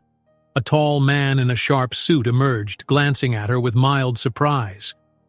"Oh, excuse me," he said, sidestepping politely. Another figure followed, an elegantly dressed woman with a severe gaze. Both offered quick nods and brushed past without introduction, descending the stairs in a hush of hushed conversation. Emmeline exhaled, collecting herself. Then, mustering confidence, she stepped forward and gently knocked on the doorframe. Arthur, seated behind his imposing desk, looked up from a file. His expression softened immediately. "Emmeline, come in," he said, setting aside a pen. His eyes flicked to the door as if ensuring no one else was loitering in the corridor before beckoning her closer. "Are you all right?" She nodded. "I was hoping we could talk for a few minutes if this is a good time." Arthur gestured to a chair across from him. "Of course, have a seat. I just wrapped a meeting with my legal counsel." He paused, sighing. "We were going over some precautionary steps in case certain rumors surface in the press." Her stomach nodded. "Rumors about us?" He clasped his hands together on the desk. "Yes. My PR team thinks it's only a matter of time before someone gets wind that you're back in my life, especially if they see you around the estate. They're drafting statements, deciding how to frame it if reporters come calling." Emmeline's heart sank at the reminder of how public everything could become. "And what are you planning to say?" Arthur's gaze was steady. "That I'm supporting you, my ex-wife, who is expecting a child, my child. that our primary concern is the baby's health and privacy. Nothing more, nothing less. She swallowed, searching his expression for hidden agendas. You'd confirm it publicly if asked? He nodded. I'm done hiding, Emmeline. If they ask, I'll tell the truth. That we're working together for our child's sake. A tremor ran through her chest, equal parts relief and anxiety. All right, she murmured. She slid into the chair, tucking her hands in her lap. I actually came because I wanted to talk about finances. The word tasted bitter on her tongue. You keep offering me money, or resources, or staff. It's all a bit overwhelming. I don't want to rely on you for every little thing. I can't. Arthur tilted his head. I understand that feeling, but you shouldn't have to struggle to meet basic needs, especially now. She pursed her lips. Can we set up something structured? A monthly amount for expenses related to the baby? Prenatal care? Necessities?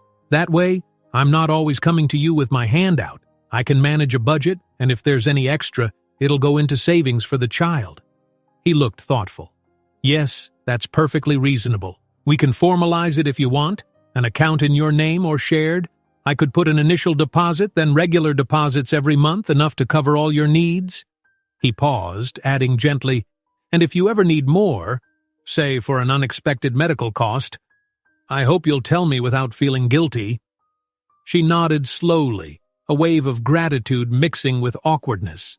It was surreal discussing an allowance from the same man who once left her with nothing but heartbreak and scattered belongings. Thank you, she said softly. I do appreciate that. He leaned back, exhaling tension. That's settled then. If you'd like, I can have my financial advisor set it up this afternoon.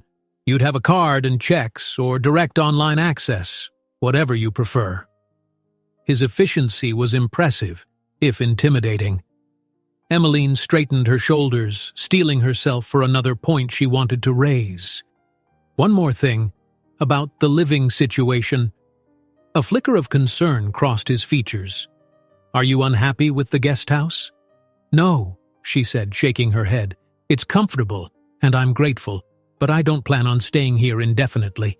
I'd like to find my own place at some point, after the baby's born, or even before if it makes sense. I need to know I can stand on my own 2 feet again. Arthur considered her words, letting a moment pass. That's understandable, he said at last. But I hope you won't rush out of here if you're not ready. The guest house is yours for as long as you need, especially during pregnancy. We'll reevaluate once the baby's arrived and you feel stable. Her throat tightened with emotion. He was being more supportive than she dared hope, which only heightened her internal battle. Relieved to have help, yet wrestling with the scars of his past betrayal. She managed a small nod. Thank you, she repeated, feeling the word was too small for her gratitude, yet also too fragile to bear the weight of her resentment. Silence descended for a few beats, broken only by the distant drone of a printer from an adjoining room. Arthur's fingers tapped gently on the desk, eyes darting over her face as though noticing each flicker of uncertainty. Finally, he spoke again, voice subdued. I'm trying to navigate this carefully, Emmeline. I don't want to smother you with offers, but I also don't want you feeling unsupported. She sighed, allowing a faint smile. I guess we both have to learn how to handle this unusual situation. Communication, right? He returned her smile with a quiet one of his own.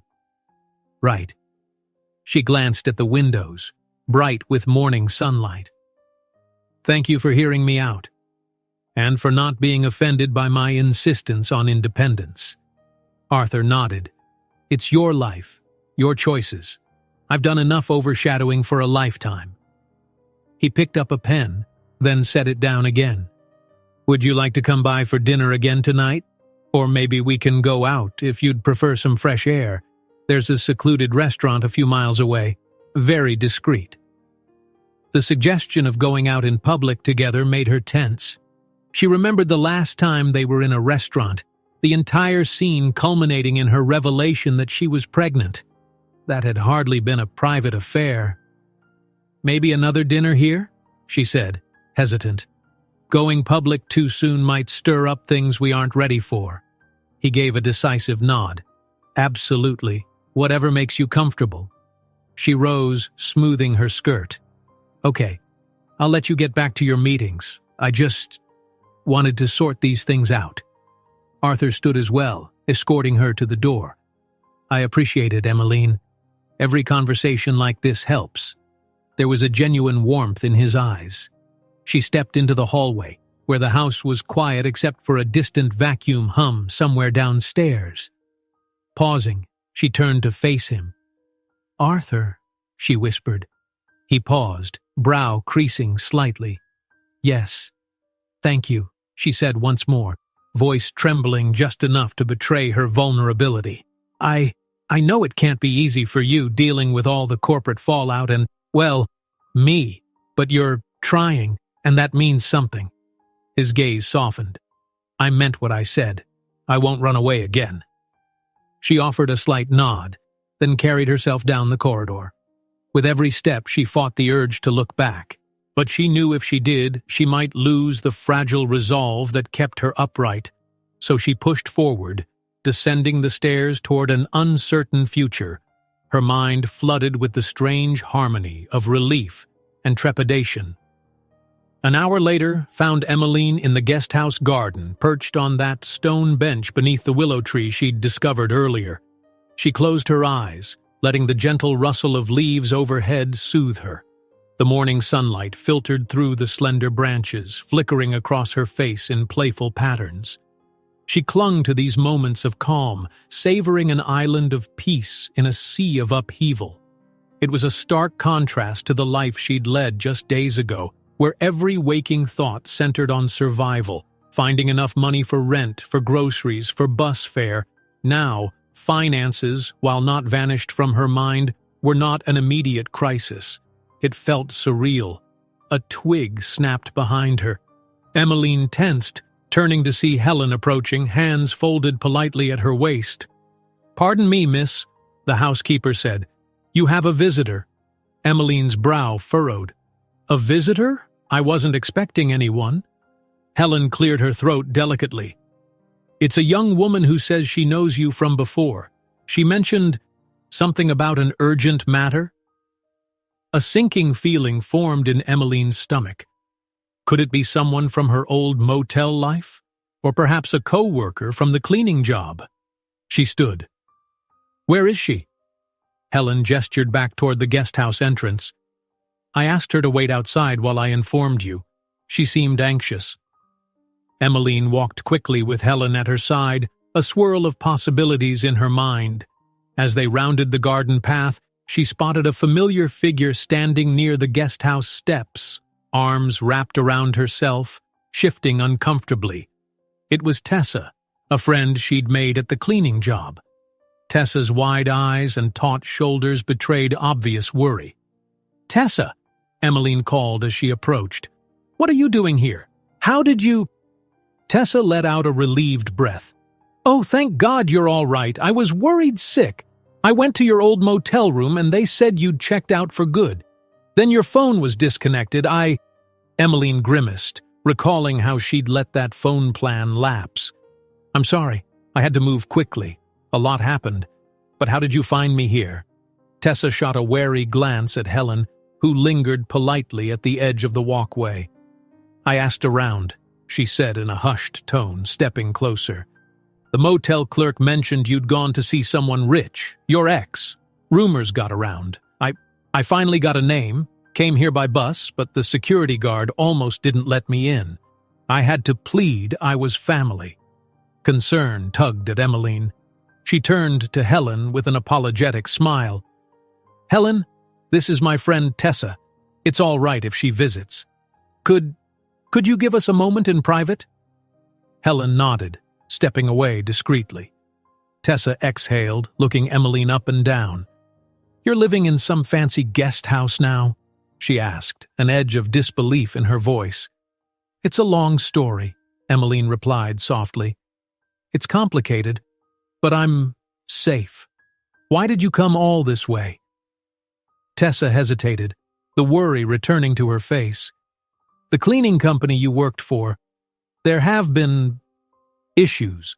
Layoffs, back wages not getting paid. I knew you'd already left, but I was hoping you'd still have some pull or at least be able to get your final check. Except they said you vanished. I got worried. You left so abruptly." Emmeline's heart clenched. She remembered the check she never collected, the last wages that could have at least covered some bills. "I'm sorry I didn't tell you I was leaving," she said, guilt gnawing at her. "I had to see Arthur. It turned into this. I didn't have time to go back." Tessa folded her arms, glancing around the manicured surroundings with obvious discomfort.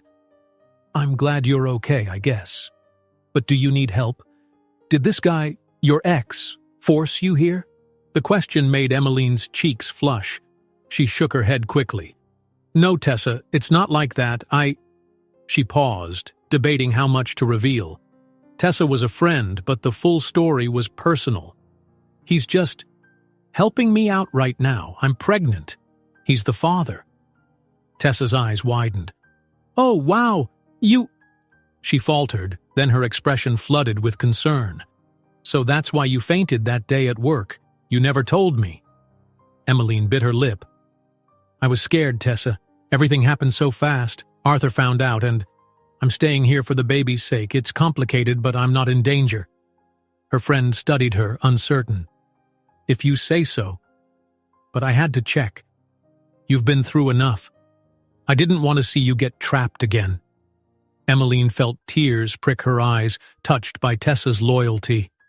"Thank you," she murmured, placing a hand lightly on Tessa's arm. "I appreciate your concern. Really, I'm okay for now. Just, my life got flipped upside down." Tessa nodded, glancing around again. "I can see that. This place is something else." Emmeline forced a gentle laugh. "Yeah, it's a far cry from a cramped motel, but it's still not home, if you know what I mean." Her friend's expression softened. "I get it. So, what about your last paycheck? The manager said they can't release it unless you pick it up in person or fill out some form. I don't know all the details, but I can help if you need me to." A wave of practicality rushed over Emmeline. She did need that money. Every bit of financial footing counted, especially if she wanted independence. "Yes, that would help. Let me see if Arthur can spare a driver so I can go sort it out. Or maybe I can do it tomorrow. I'll figure it out." She hesitated, not wanting Tessa to see her as reliant on Arthur for everything. Still, Tessa offered a bright grin. "I can come back with you tomorrow if that's easier. We'll handle it together." Emmeline smiled back, relief warm in her chest. "Yes, I'd like that. Thank you, Tessa." They hugged, and Tessa whispered in her ear, "I'm here for you no matter what. Don't let these fancy walls keep you from reaching out." Pulling away, Emmeline nodded, emotions roiling. "I won't," she promised. "I'm sorry for vanishing so suddenly." Tessa gave her a playful nudge.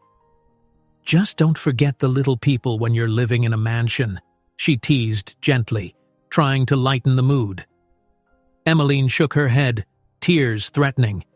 "Never." They parted ways, and Emmeline escorted Tessa back toward the main gate. After a brief exchange with the security guard, who eyed Tessa with polite curiosity, they said their goodbyes. Watching her friend walk away, Emmeline felt a pang of reality. She had a life outside these opulent grounds, a life with connections and people who cared. She couldn't let her entire world become consumed by Arthur's domain.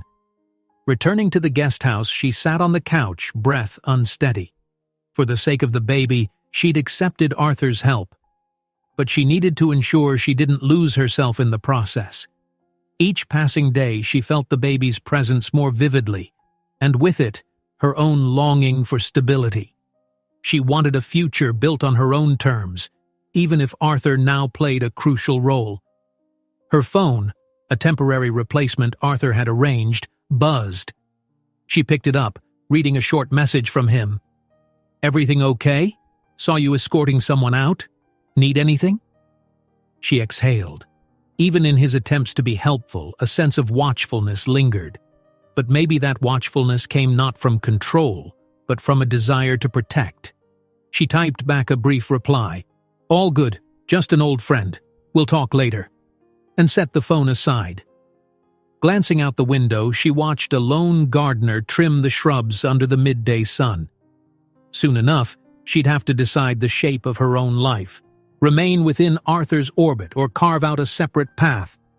The weight of that choice pressed down on her, but for now she let the moment pass, one step at a time, one day at a time. And so, with Tessa's visit fresh in her mind, Emmeline prepared to face whatever came next, determined to hold on to her sense of self even in the glow of Arthur's wealth, and in the shadow of the ghosts that still lingered between them. A gentle breeze rustled the trees as Emmeline stepped out of the guest house the next morning, nerves fluttering in her stomach. She'd planned to meet Tessa today so they could visit the old cleaning company and sort out her final paycheck. Arthur had arranged for a car and driver, insisting that she not stress herself with public transport. She'd initially hesitated. It felt strange to rely on his resources for something that had been her battle alone. But pregnancy fatigue convinced her otherwise. She followed the winding path to the front gate, where a sleek black sedan idled. Its tinted windows and polished exterior stood out among the subdued greenery. As she approached, the driver stepped out, an older man with a kind smile, introducing himself simply as Ross. "Good morning, Miss Emmeline," Ross greeted, opening the rear door. "Ready when you are." She offered a polite nod, climbing into the plush back seat. The door closed with a soft click behind her. The car's interior smelled faintly of leather and fresh linen, the seats more comfortable than anything she'd ever owned. A part of her still bristled at the luxury. Another part, the practical part, reminded her that she was doing this for the baby's sake. Every measure of ease reduced the physical strain she might otherwise endure. Ross navigated the gates, and soon they were on the main road heading toward the outskirts of the city. Emmeline relaxed slightly, turning her gaze to the passing scenery. The route was familiar from her motel days: old storefronts, a run-down service station, a cluster of cheap apartment complexes.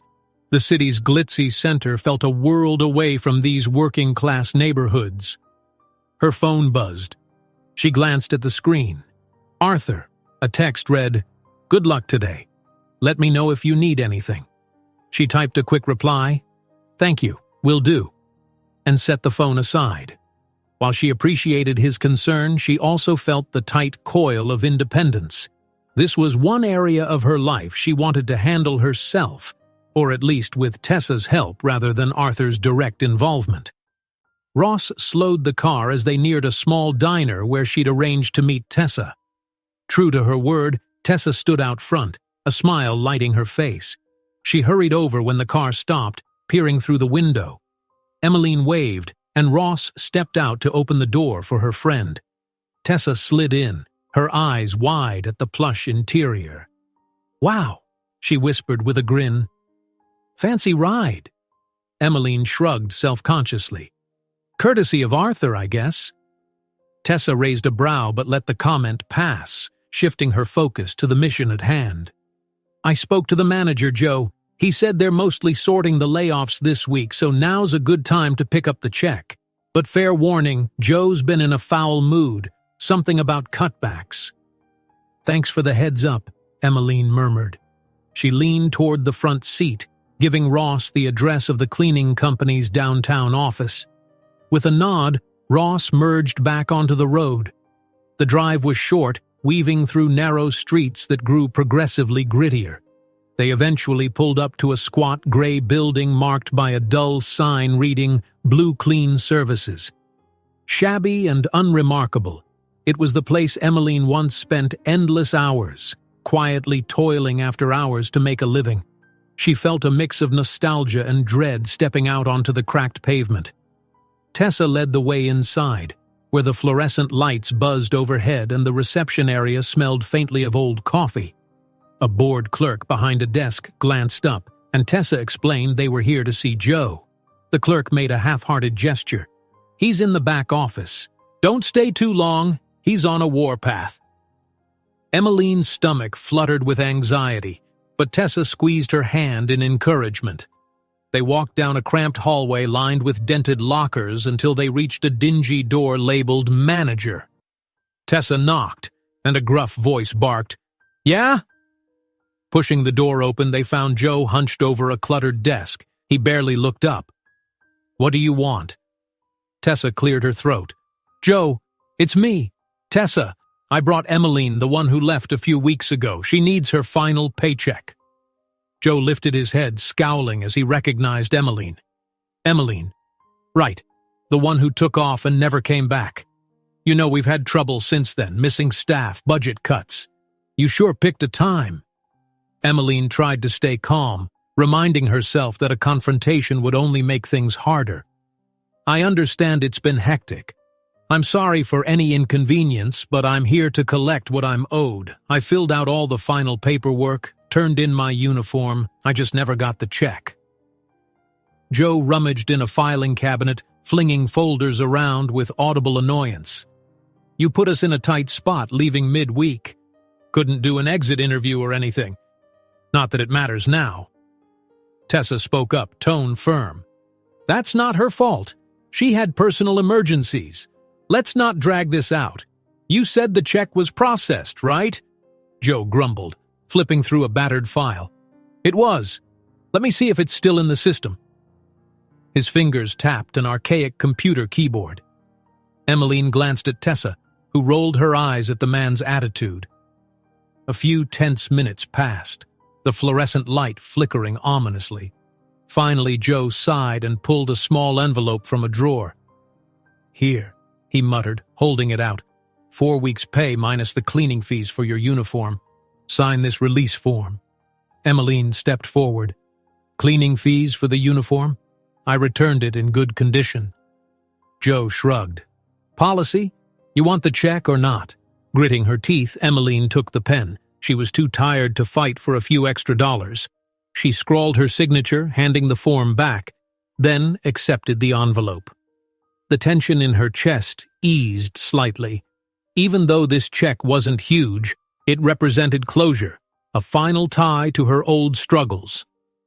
As she turned to leave, Joe's eyes flickered with a curious glint. He cleared his throat. "I heard a rumor you got involved with some wealthy big shot. That why you vanished so fast?" Emmeline stiffened. Tessa narrowed her eyes. "That's none of your business," she snapped. Joe snorted. "Just be careful, yeah? I've seen plenty of folks come from nothing, latch onto a rich meal ticket, and end up worse than before. Men like that, they don't always do what's best for you." Emmeline felt a flash of anger stir, but she forced a polite retort. "I'll be fine, Joe. Thanks for the concern." She spun on her heel and strode out, Tessa close behind. The hallway's stale air felt suffocating, relief only settling in once they reached the building's exit. Outside, the sun seemed too bright compared to the gloom they'd left. Ross, still waiting in the black sedan, hurried to open the door as they approached. Tessa crossed her arms, shaking her head. "What a jerk. Glad that's done." Emmeline exhaled a shaky breath. "Me too." She glanced at the envelope in her hand. The check inside was modest, but it was rightfully hers. Another puzzle piece in her quest for independence, no matter how small. They slid into the car. Once Ross pulled away, Tessa turned to Emmeline, voice hushed as if the driver might overhear. "You okay? Joe got on my nerves with that attitude. I know we used to gripe about him, but this felt worse." Emmeline forced a dry laugh. "He's always been rough around the edges. But yeah, I'm okay. Just relieved it's over." She carefully tucked the envelope into her purse. "Now I can actually close that chapter." Tessa nodded in agreement. "So, what's next for you? Are you going to stay at Arthur's forever? Or look for your own apartment?" Staring out the window, Emmeline watched the familiar streets roll by. "I'm not sure yet. He's been different, kind, in ways I didn't expect. But this arrangement is temporary, at least in my mind. I want a place for me and the baby someday, without feeling like I'm living off him." Tessa smiled softly. "That's the Emmeline I know, always determined. If you need help searching for places, let me know. I can ask around, maybe we'll find a decent spot with a short lease, something comfortable but not too expensive." A wave of gratitude welled inside Emmeline. "I'd like that. Give me time to build up enough savings. Then, after the baby is born, maybe I can figure out a part-time job, something that doesn't strain me too much." They fell into a companionable hush. Ross maneuvered the sedan through midday traffic, eventually returning them to the quieter upscale neighborhood around Arthur's property. When the gates swung open to admit them, Tessa peered at the manicured lawns and elegant architecture, letting out a low whistle. "Wow, it's still surreal seeing you live here." Emmeline nodded. "Trust me, I feel it every day."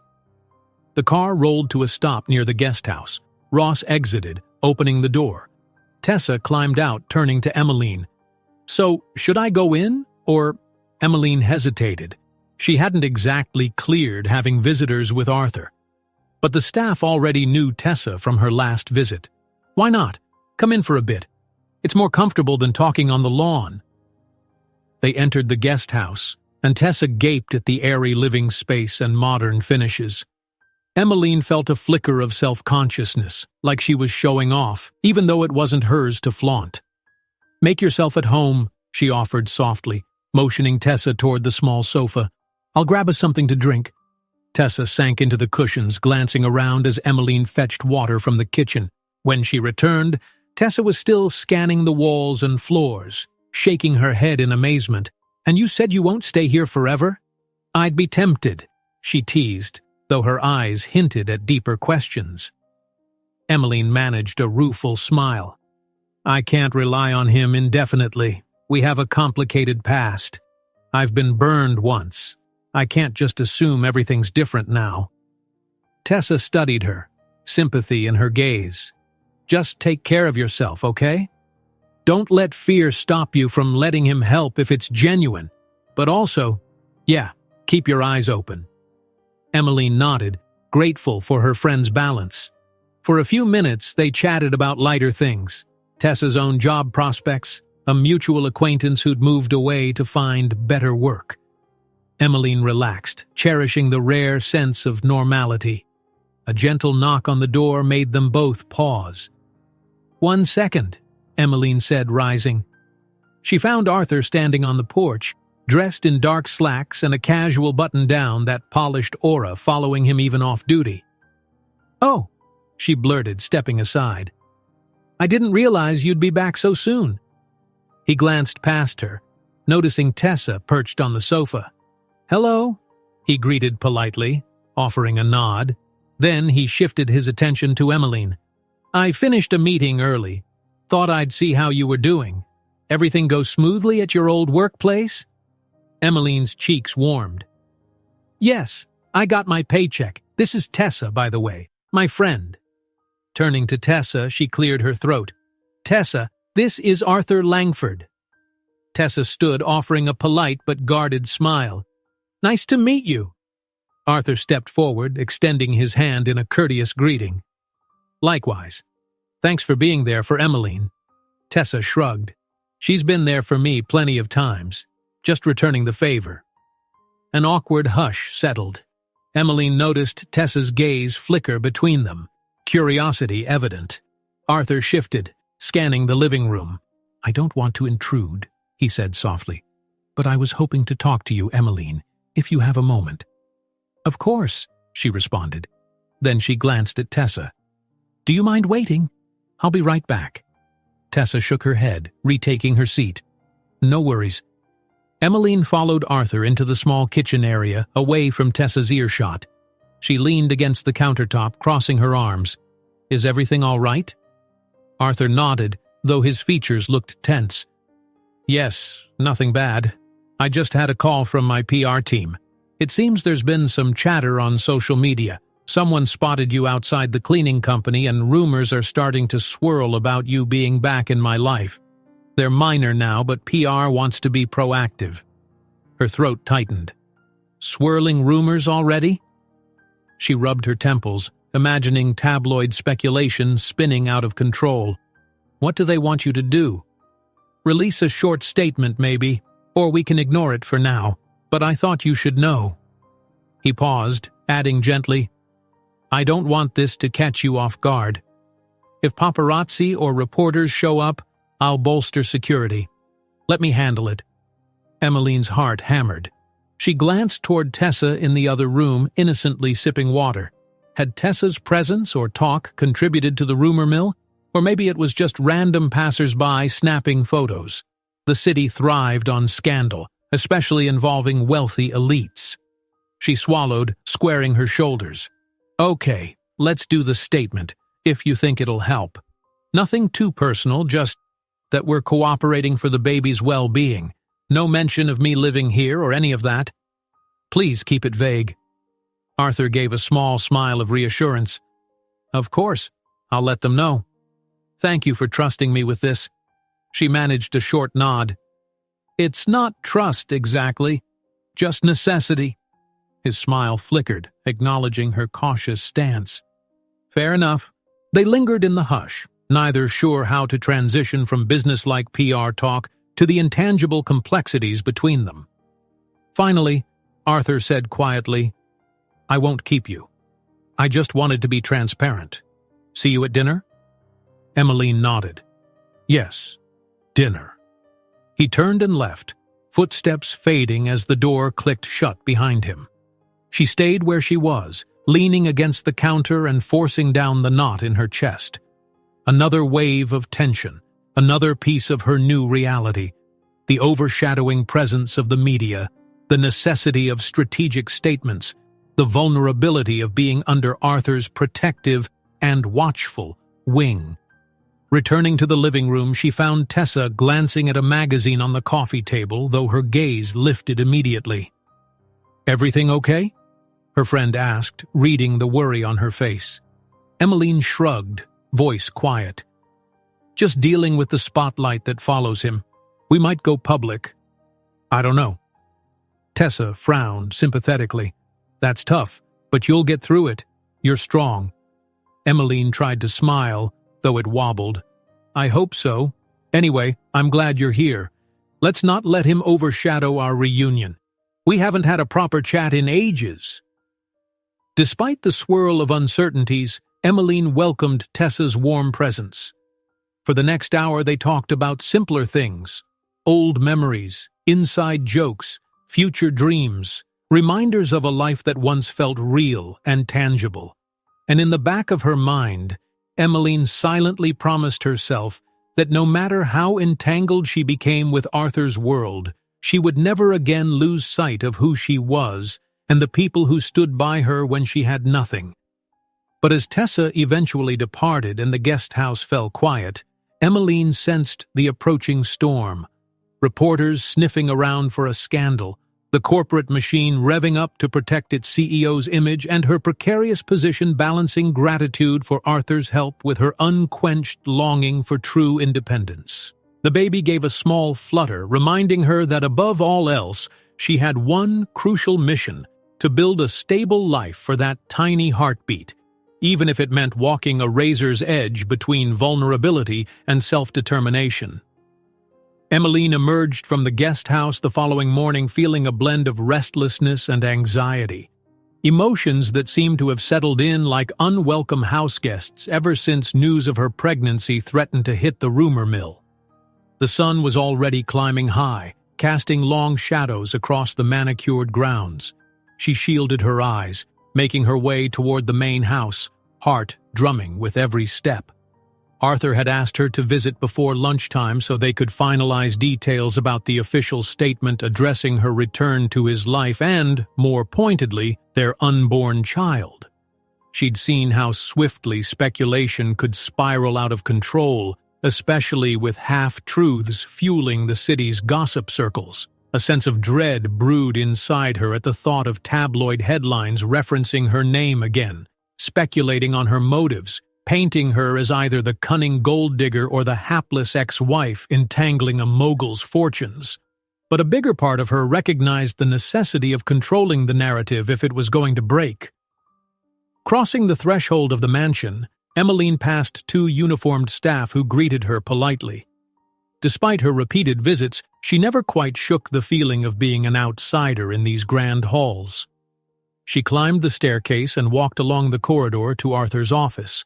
This time the doors were slightly ajar, and she could hear hushed voices within, Arthur's unmistakable low tone, accompanied by the crisp timbre of a woman's voice.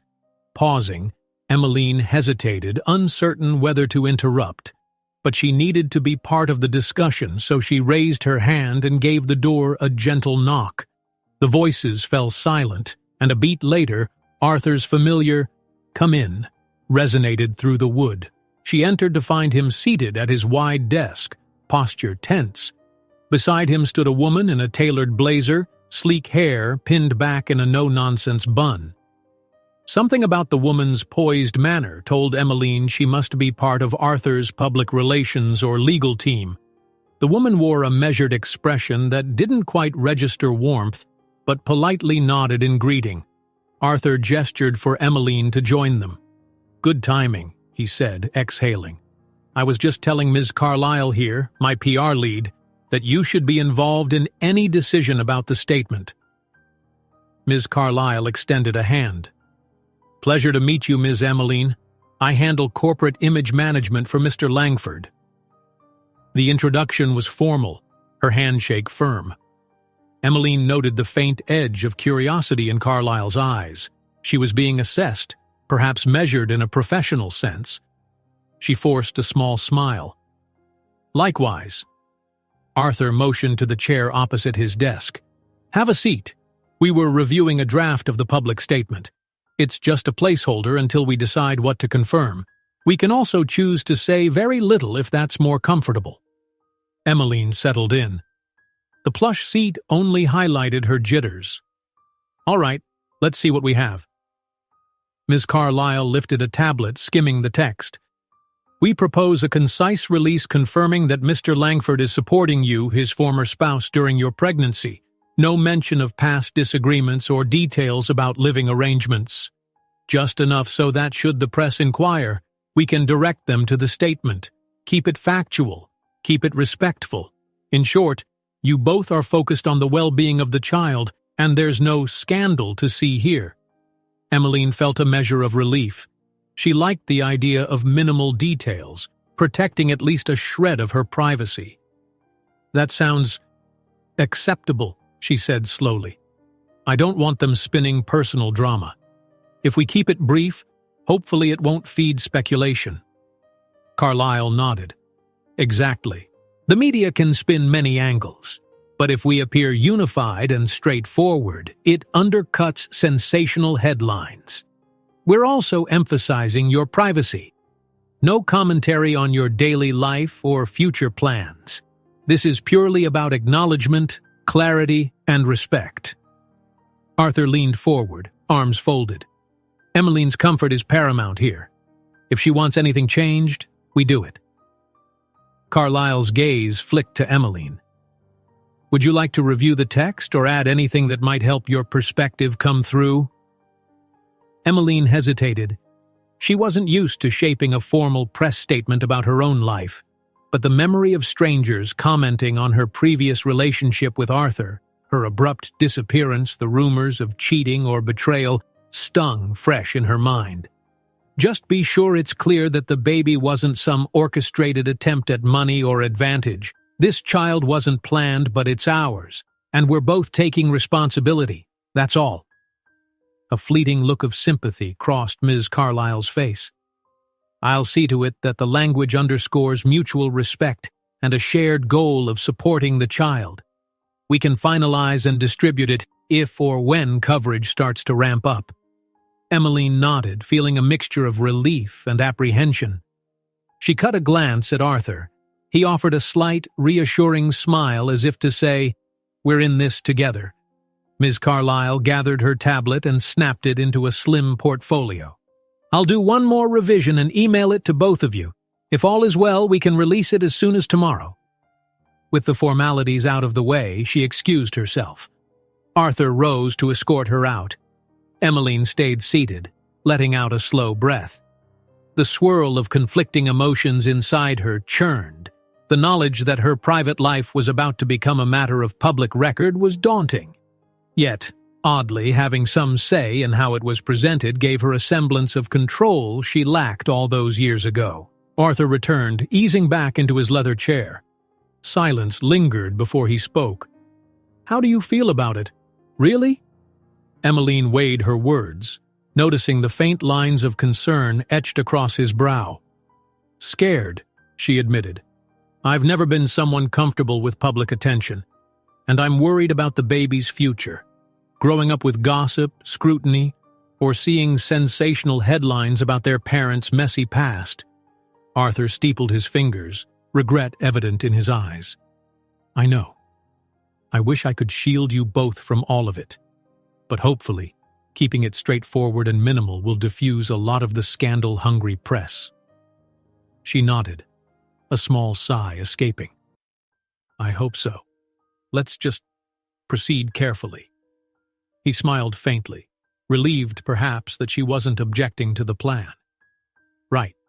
Thank you for trusting me enough to handle this." The air in the office felt less charged now. Emmeline glanced at the time on a clock perched among Arthur's meticulously arranged awards and plaques. "I should probably go. I have a phone call with the clinic about my next appointment."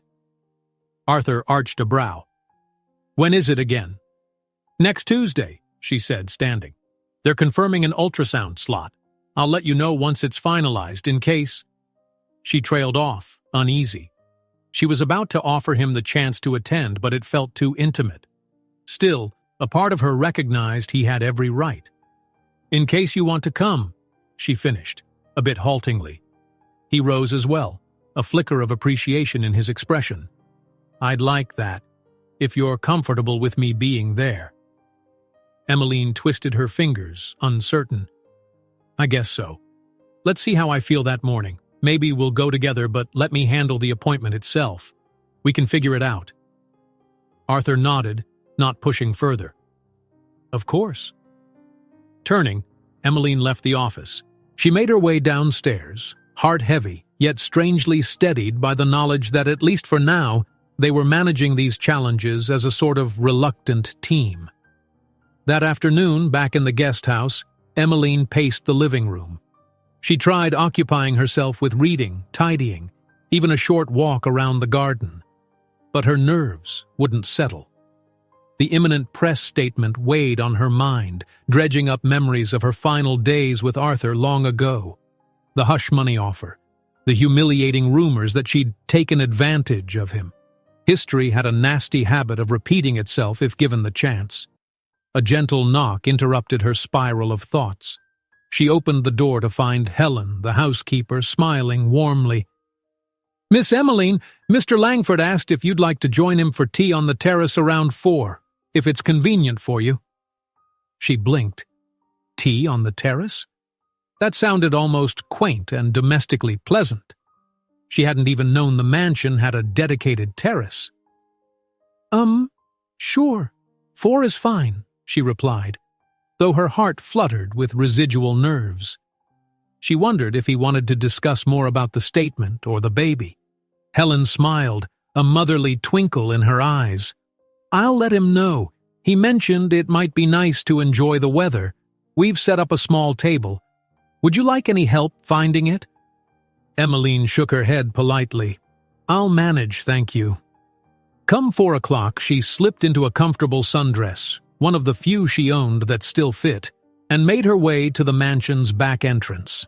From there, a set of glass doors opened onto a spacious terrace overlooking a manicured lawn, and beyond that, the edges of a wooded area Arthur had apparently let grow wild for aesthetic contrast. Arthur stood by a small table laden with a tea service and an assortment of pastries. The setting sun cast a warm glow over him, softening the usual intensity in his features. He lifted a hand in greeting as she approached. "Hey," he said, tone gentle. "Thanks for coming." She eased into one of the cushioned chairs. A faint breeze lifted strands of her hair. "It's lovely out here," she remarked, letting her gaze sweep across the softly swaying trees. He took his seat opposite her. I thought it might be calmer than inside. We so often end up in my office, which, let's be honest, isn't the warmest environment for personal conversations. Emmeline cracked a small smile, grateful for his acknowledgement. Agreed. This is nicer. He poured tea into delicate cups, steam curling up. Honey or sugar? He asked. She opted for a bit of honey, stirring slowly. The quietness in the air felt almost serene, a far cry from the swirl of corporate politics and looming media coverage.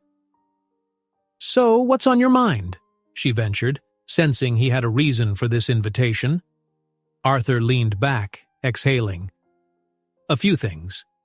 But primarily, I wanted to check in with you, not just about the statement or the child, but about how you're adapting. You've been here a few weeks now. Is everything in the guest house satisfactory? Do you need anything? She sipped her tea, gathering her thoughts. It's beyond satisfactory, Arthur. If anything, it's all too luxurious. I still feel out of place at times, but I appreciate the comfort and privacy. And, she added hesitantly, the staff have been really kind. Relief flashed in his eyes. That's good. I was worried you might feel isolated or overwhelmed. A quiet chuckle escaped her. Overwhelmed, yes, but not isolated exactly. I have Tessa visiting and I'm meeting with doctors. It's odd having so much space after living in cramped rooms, but I remind myself it's temporary and necessary for now. He nodded, swirling his own teacup. The soft clink of china punctuated the silence. I understand your desire to keep a sense of independence. If there's any resource you need, job leads after the baby is born or educational opportunities, please tell me. I know you're strong, but I also remember the fierce ambitions you once had. Emmeline's brow creased as memories surfaced. She'd once dreamed of opening her own design studio, or maybe going back to school, but life had a way of crushing those dreams under financial hardship. A part of her flickered with renewed longing. It's hard to think that far ahead right now. The baby is my main focus. But maybe someday, yes, I'd like to pick up those ambitions again. He reached across the table, not quite touching her hand, but close enough that she felt the warmth of his presence. When you're ready, Emmeline. I won't push. Just know I believe in you. I always did. A wave of conflicted emotion seized her. He had believed in her once, and then left her behind for bigger ambitions of his own. But maybe they'd both grown from that painful rift. She swallowed. Thank you, she said, voice hushed, trying to keep her guard from slipping too low. They turned to safer topics. He asked about the baby's movements. She admitted to weird cravings. They mused over potential names with a cautious, careful distance. Neither quite dared to say our future child explicitly, but it was implied in every question, every gentle remark. Eventually, Emmeline broached the dreaded subject. Any updates from your PR team? Are they releasing the statement tomorrow? Arthur nodded, setting his teacup down. Yes. Ms. Carlyle said it should go out early, maybe mid-morning. We can hold off if you have second thoughts. She exhaled. No. Let's just get it over with. The speculation is worse than the truth anyway. A wry smile tugged at her lips. God, I never thought I'd be in a position where my pregnancy is a corporate press note. His expression mirrored her grim amusement. Me neither. But once it's out, we can stop worrying about half-truths. People might chatter, but we'll hold the line. And if the tabloids push, well, my legal team can handle it. She gazed out at the sun sinking lower, bathing the garden in golden hues. For a moment, the hush returned, broken only by the rustle of leaves and distant bird calls. Despite everything, this moment felt strangely peaceful, like a pocket of calm before whatever storm might come. Arthur spoke again, voice softer now. I'm truly sorry if any of this disrupts your sense of peace, Emmeline. I know you value privacy, but I promise I'm not doing this for corporate reasons alone. I care about how this affects you, genuinely." She offered a faint, earnest smile. "I know you do, or at least I'm starting to believe it. Let's see where it leads, okay?" His eyes locked on hers, an unspoken understanding passing between them. "Okay," he echoed softly. They finished their tea in companionable silence, letting the last of the day's warmth settle over them. With each quiet breath, Emmeline felt the future looming, uncertain but no longer impossibly bleak. Despite her every instinct to remain guarded, a bud of tentative trust began to grow. For all the weight of their shared history, for all the struggles that lay ahead, perhaps they could forge a path that gave their child a life free from the ghosts that once haunted their love. At last, Arthur stood, offering to walk her back. Emmeline declined gently, explaining she wanted a short stroll around the yard before heading in. He left her with a lingering look of encouragement. As she wandered alone through the twilight, she pressed a hand to her abdomen, feeling the slightest shift from the baby.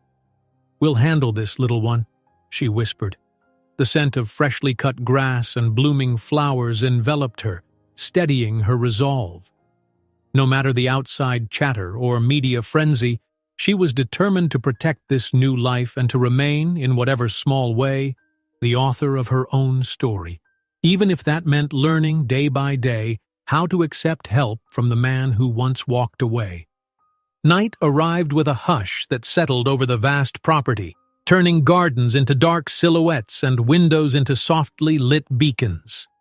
Emmeline rested on the living room sofa in the guest house, the gentle hum of the air conditioning the only accompaniment to her restless thoughts. By now, she should have been used to the quiet, but anticipation crackled in the air like a gathering storm. Tomorrow, the press statement would be released, her name officially tied to Arthur's again, for the world to see. To distract herself, she thumbed through a magazine left on the coffee table, but the words swam.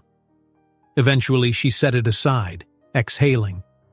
She'd been feeling mild cramps and discomfort, likely normal for her stage of pregnancy, but worry gnawed. What if stress made things worse for the baby? In the corner of the room, her phone buzzed. She eyed it warily, half expecting calls or messages from unknown numbers fishing for a quote. She mustered the courage to check. Instead, she found a text from Tessa. "Hey, thinking of you. Let me know if you need moral support tomorrow. Also, the folks at Blue Clean say Joe's fuming. Apparently you scored your paycheck and others are complaining they haven't."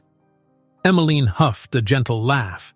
The idea of Joe's frustration was hardly a comfort, but it felt good to know Tessa was still there, a lifeline to her old, real world. She typed a quick reply, "I'm okay for now.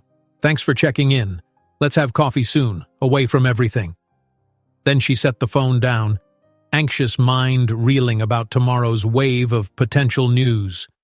In the silence that followed, her thoughts turned unbidden to the earliest days of her marriage to Arthur.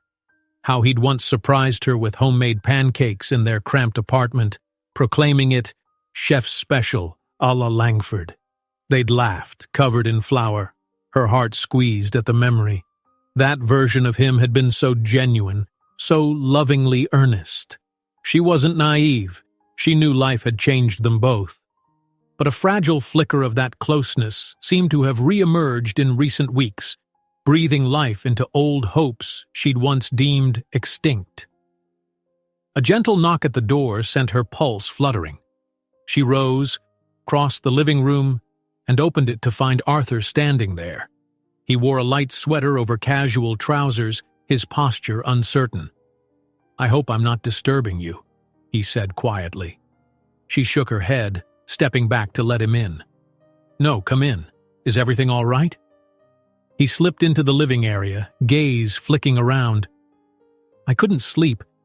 Kept thinking about tomorrow, the statement, how you must be feeling. I just wanted to check on you." The sincerity in his tone softened her tension. "I've been nervous," she admitted, easing onto the sofa. He took a seat across from her, leaning forward with his forearms on his knees. In the glow of a nearby lamp, his eyes reflected genuine concern. "I'm sorry it has to be this way," he murmured. "I keep wishing we had more time, that we could release the news after the baby's birth, or quietly, but the rumor mill won't wait." She nodded, clutching a throw pillow in her lap. "I know. It's probably better to be proactive." A tremor escaped her. "I just can't help feeling exposed." He reached out as if to comfort her hand, but stopped midway, seemingly unsure if such closeness was welcome. "We can take precautions. I've spoken to security.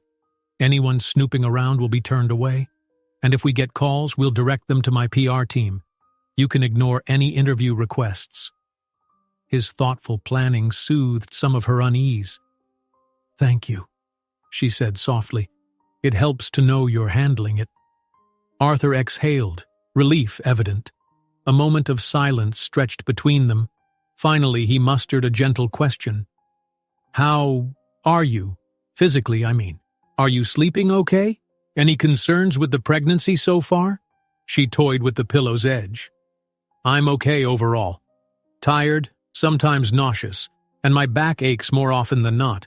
But that's normal, from what I've read. I'm supposed to have another ultrasound soon, just to monitor everything." She tried a small smile. "The baby's pretty active already." His expression lit with cautious wonder. "Active? That's amazing." He hesitated. Can you feel a lot of movement?" Emmeline's free hand drifted to her belly. "Sometimes it's like little flutters or tiny kicks. I'm learning to tell them apart from normal rumblings. You can't feel it from the outside yet. Maybe in another month." A faint sadness shaded his gaze. She knew he was thinking of all the moments he'd missed, all the times she'd navigated early pregnancy alone. "I'd like to be there for the next checkup," he said softly. "If you're comfortable with it." She nodded, half smiling. "I'd appreciate that. Just follow my lead once we're at the clinic, okay? It's a small place, not used to big corporate types waltzing around." He chuckled quietly, a rare ease in his voice. "I promise, no entourage, no paparazzi. Just me, humbly waiting for the doctor's instructions." They fell quiet again. Emmeline studied his face, the sharper lines of stress around his eyes, the guilt that occasionally flickered behind his composed demeanor. Could people truly change? She wrestled with doubt, but found herself inching toward something like forgiveness. As if sensing her internal shift, Arthur cleared his throat. I know I've said it in different ways, but I truly regret letting you face so much alone. I was wrong to cut you off back then." She lowered her gaze to the plush rug under her feet. "We can't change the past, Arthur. We can only decide what to do now." The words were measured, calm, yet beneath them lay the swirl of old hurt. "Let's just make sure we don't repeat the same mistakes when it comes to the baby." He nodded solemnly. "Agreed." A flicker of emotion crossed his expression. Relief, maybe. For a moment, neither of them said anything, simply acknowledging the weight of time lost and the fragile new steps forward. Finally, Arthur rose, as if aware it was late. "I should let you rest. Tomorrow will be hectic, and I don't want to add to your stress." Emmeline rose too, walking him to the door. "Thank you for checking on me. It means a lot." He paused on the threshold, turning back. Under the soft hallway light, a tenderness shone in his eyes that made her heart ache with memories of simpler days. "Sleep well, Emmeline," he said. She nodded, voice catching. "You too." With that, he left, and she gently closed the door. Despite the swirl of uncertainty, she felt a small measure of calm settle in her chest. If the world was about to intrude on her life again, at least she wouldn't face it alone this time. Morning arrived with a surge of adrenaline. Even before she left her bed, Emmeline's phone buzzed with messages. First from Tessa, then a staccato of notifications she didn't recognize. She sat up, rubbing her eyes, dread pooling in her stomach. It's out there, she thought. The press statement must have gone live. She scrolled through a text from Tessa. Saw a short article on a local news site about you and Arthur. Seems respectful so far. Hang in there. Another message came from an unknown number, likely a reporter, asking for an interview. Emmeline deleted it without replying. A call from Arthur followed. She answered, heart thumping. Hello? Emmeline, good morning, came his steady voice. The statement is circulating. I'm getting some calls, but so far it's quiet. No sensational headlines yet, just standard coverage. She let out a breath. I've gotten a few random messages. Nothing too bad. Let's hope it stays that way. He sighed. Same here. Just want to keep you updated. If anything escalates, call me. She thanked him, then ended the call. Rising, she dressed in a loose, comfortable outfit and headed to the kitchen for a light breakfast. She felt restless, as though any moment paparazzi might storm the gates, but the day remained peaceful, just a faint hum of tension under the surface. By mid-morning, she decided to go for a walk around the property. Perhaps fresh air would settle her nerves. Slipping outside, she followed the winding path around a small pond, the rippling water reflecting the crisp blue sky. Everywhere she looked, the landscape exuded a controlled, curated beauty, a stark contrast to the messy reality swirling in her mind. Halfway around the pond, she spotted a figure approaching in the distance. Her heart skipped until she recognized it wasn't Arthur.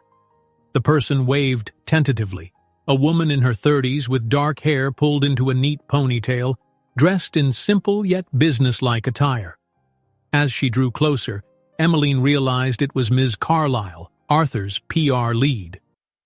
Ms. Emmeline, Carlyle greeted politely, stepping off the path to allow a comfortable distance. I hope I'm not intruding. Mr. Langford mentioned you might be outside, and I wanted to confirm if you had any concerns about today's coverage. Emmeline rubbed her arms, a mild breeze rustling the hem of her blouse. Hello, Ms. Carlyle. I guess I'm still adjusting. Is there a lot of coverage? Some outlets picked it up, but the statement was so straightforward. There's not much to sensationalize, Carlyle explained, offering a faint smile. A few tabloids might speculate, but nothing major so far. Of course, social media chatter is unpredictable. Emmeline nodded, shoulders easing. I appreciate the update. So, no reporters camped outside? Carlyle shook her head. Security has turned away a few. They're abiding by the property's privacy rules. If you go into town, though, you might encounter a camera or two. Just be prepared. Emmeline's stomach clenched. She recalled how normal errands, grocery shopping, doctor's visits, could become public spectacle in an instant. Great, she muttered, tension creeping back. I'll be careful. Carlyle gave a sympathetic look. I know this isn't easy, but you're handling it well. If you ever need advice on dealing with media interactions, please don't hesitate to ask. Part of my job is making sure you feel supported too. Touched by the gesture, Emmeline managed a small smile. Thank you. That means a lot. Ms. Carlyle nodded, then politely excused herself. Emmeline watched her retreat, pondering how she'd never imagined sharing her personal struggles with a PR specialist. This was the strange new normal, her pregnancy bound up in corporate statements and carefully managed publicity. Continuing her walk, she tried focusing on the serene pond, but her mind wandered. Would the baby, once born, face paparazzi cameras the moment they took their first breath? Would life become a tightrope of public scrutiny and quiet refuge in the guest house? She didn't want that. She wanted her child to grow up free, not entangled in Arthur's celebrity-like status. Maybe, she thought, after the baby was older, she would find a modest place somewhere else. Close enough for Arthur to stay involved, but distant from the constant swirl of his world. She could build a life that blended stability and independence, with Tessa's friendship and her own determination guiding the way. The notion gave her a glimmer of hope, something to hold on to amid the uncertain storm of attention. Returning to the guest house, she noticed Arthur's silhouette in the distance, pacing near the main mansion's entrance, phone pressed to his ear, likely fending off more calls. She felt a pang of gratitude that he was shouldering the brunt of the media frenzy. She also felt a pang of longing, yearning for a time when the two of them could talk about something other than damage control or finances. She hated that her pregnancy had become so entangled in corporate spins, but appreciated at least that he was doing his best to shield her. Once inside, she sank onto the couch, heart pounding from the walk and the knot of emotions. If this quiet morning was any sign, the statement had done its job. No dramatic ambush of reporters, no tabloids blazing with scathing headlines. As the day wore on, all she could do was wait, watch, and keep reminding herself that this child, her future, did not belong to the hungry eyes of the public. It belonged to her and to Arthur, and to whatever healing they could craft out of the remnants of a once-broken marriage. She closed her eyes, letting the tension in her shoulders fall away. One day down, another step forward. For the baby's sake, for her own heart's sake. She had to believe that each small stride was forging a path to something better. And so, with that fragile promise glowing in her chest, she braced for whatever tomorrow would bring. The following week arrived with a blend of relief and fresh anxiety. The press statement had largely neutralized speculation. News sites published short blurbs about Arthur Langford confirming he was expecting a child with his former spouse, Emmeline, but the story never snowballed into the frenzy either of them had feared. Friends and distant acquaintances sent the occasional polite inquiry, but there were no camera crews lurking beyond the gates, no rabid tabloids demanding personal details. Emmeline found herself cautiously exhaling, as though she'd held her breath for days. On Tuesday morning, a new wave of nerves flooded her. She had her scheduled ultrasound appointment, and for the first time since the pregnancy began, Arthur would be accompanying her. She dressed in comfortable leggings and a loose tunic, smoothing down the soft fabric over her growing belly. In the mirror, she paused, noting how the shape of her body had shifted in the last few months, her face slightly rounder, her posture gingerly accommodating extra weight. Some days she hardly recognized herself. Other days she felt an odd pride in the transformation. By 8 o'clock, she stood in the foyer of the mansion, waiting for Arthur. Staff moved quietly around them, finalizing details for his day's schedule. She toyed with her phone, half wishing Tessa could be there for moral support, but understanding that Tessa had her own life and job commitments. Besides, this was something Emily needed to navigate with Arthur. Together. When he finally appeared, wearing a crisp button-down and slacks, Emmeline felt his tension mirror her own. He greeted her with a subdued smile. "Ready?" he asked, voice laced with cautious excitement. She nodded, cradling her purse. "Yes. The clinic's about a 20-minute drive in light traffic. Let's head out." Ross, the driver, pulled up in the sleek sedan, opening the back door for them. Emmeline slid inside first, Arthur settling beside her. As they pulled away, he cleared his throat. "Are you worried?" he asked gently. She pressed her hands together. "A bit. Everything seemed normal at the last checkup, but ultrasounds can sometimes reveal things you don't expect. I just want our baby to be healthy."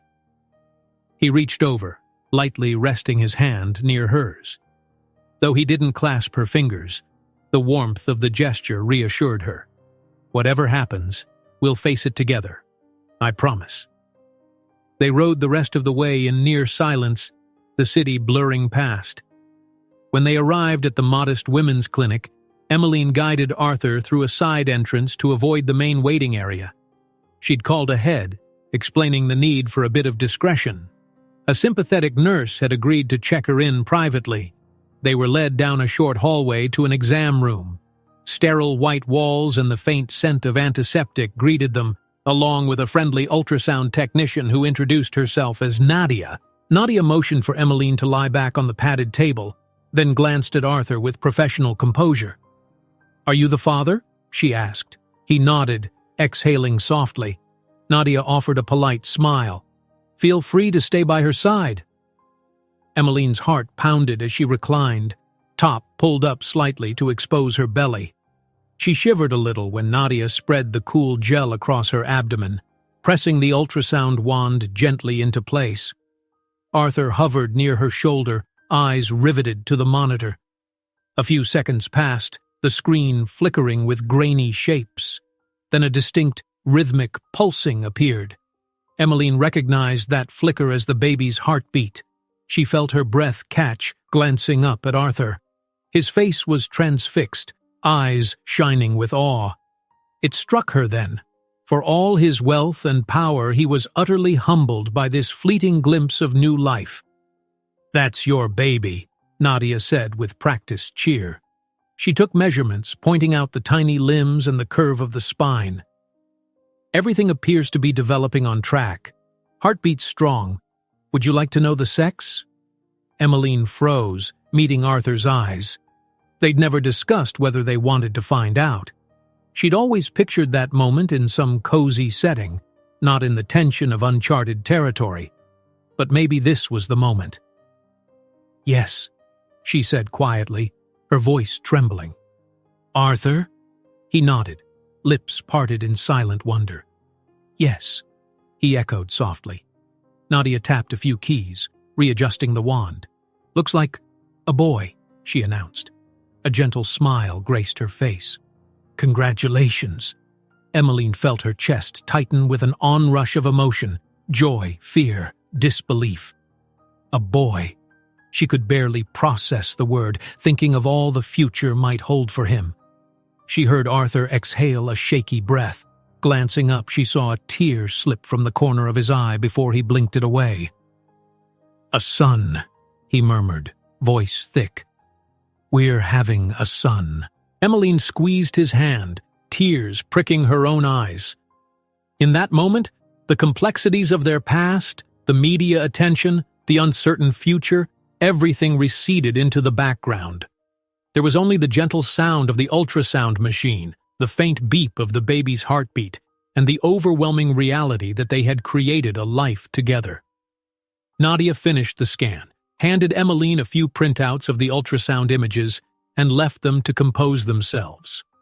Emmeline wiped the gel off her abdomen, still breathless. Arthur stood near the monitor, staring at the last frozen image with wonder. "He looks so real," he said, almost childlike in awe. She swung her legs off the table.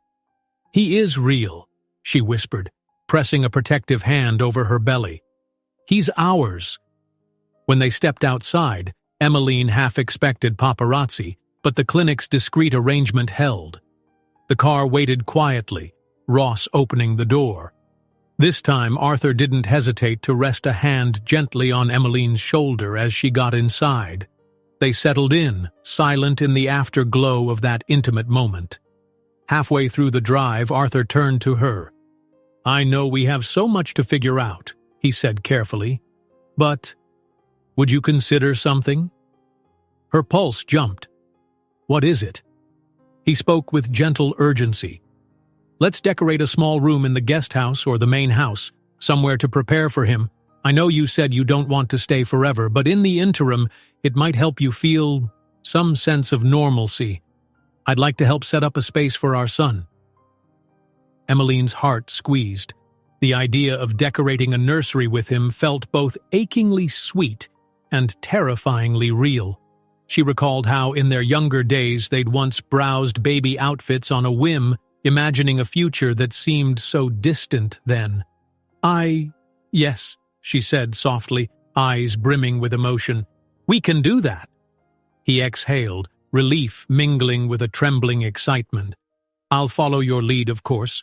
Whatever theme, colors, or style, just something to welcome him, a place for him to feel safe."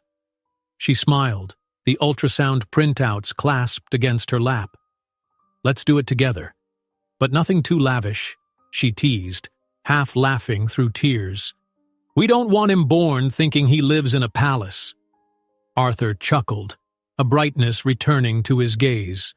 No palace then, just a warm, safe corner of the world. They reached the property gates, heartbeats still pulsing with the wonder of the ultrasound. As Emmeline stepped out into the sunlight, she felt more grounded than she had in weeks. A baby boy, somehow the knowledge provided a tangible anchor to the future. Inside the guest house, she lingered by the window, those ultrasound pictures in her hands. Arthur stood nearby, shoulders relaxed in a way she rarely saw. Their dynamic was still complicated. She still had to figure out her longer-term plans, still needed to ensure her independence. Yet the moment in that clinic underscored they were joined by something bigger than either of them. He turned to her, quietly searching her expression. "Are you okay?" he asked again, a gentle echo of the question that had become their refrain. She met his gaze, letting the swirl of gratitude and trepidation settle into words. "I am," she said, voice quiet but sure. "And I'm happy, scared but happy. Thank you for being there." Arthur's lips curved into a tentative smile. "I wouldn't have missed it for anything." They didn't move closer or share any grand embrace, but in that silent interval, the air hummed with something akin to hope. The baby boy growing within her was not a symbol of their old wounds, but a reminder of what they could build anew. Imperfect, yes, overshadowed by the ghosts of the past, but rich with the promise of tomorrow. Stepping out from the shadow of sorrow that once defined them, Emmeline realized that forging a new path required both acceptance of what they'd lost and courage to embrace what they might gain. So as the sun streamed through the guest house windows, lighting up the ultrasound photos in her hands, she allowed the corners of her mouth to lift in a genuine smile. They were far from finished with their journey. Any illusions of an easy road were just that. Illusions.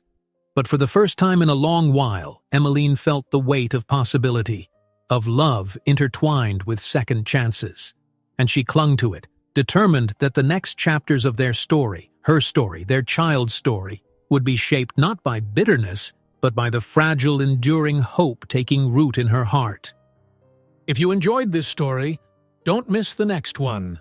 Just click on the screen.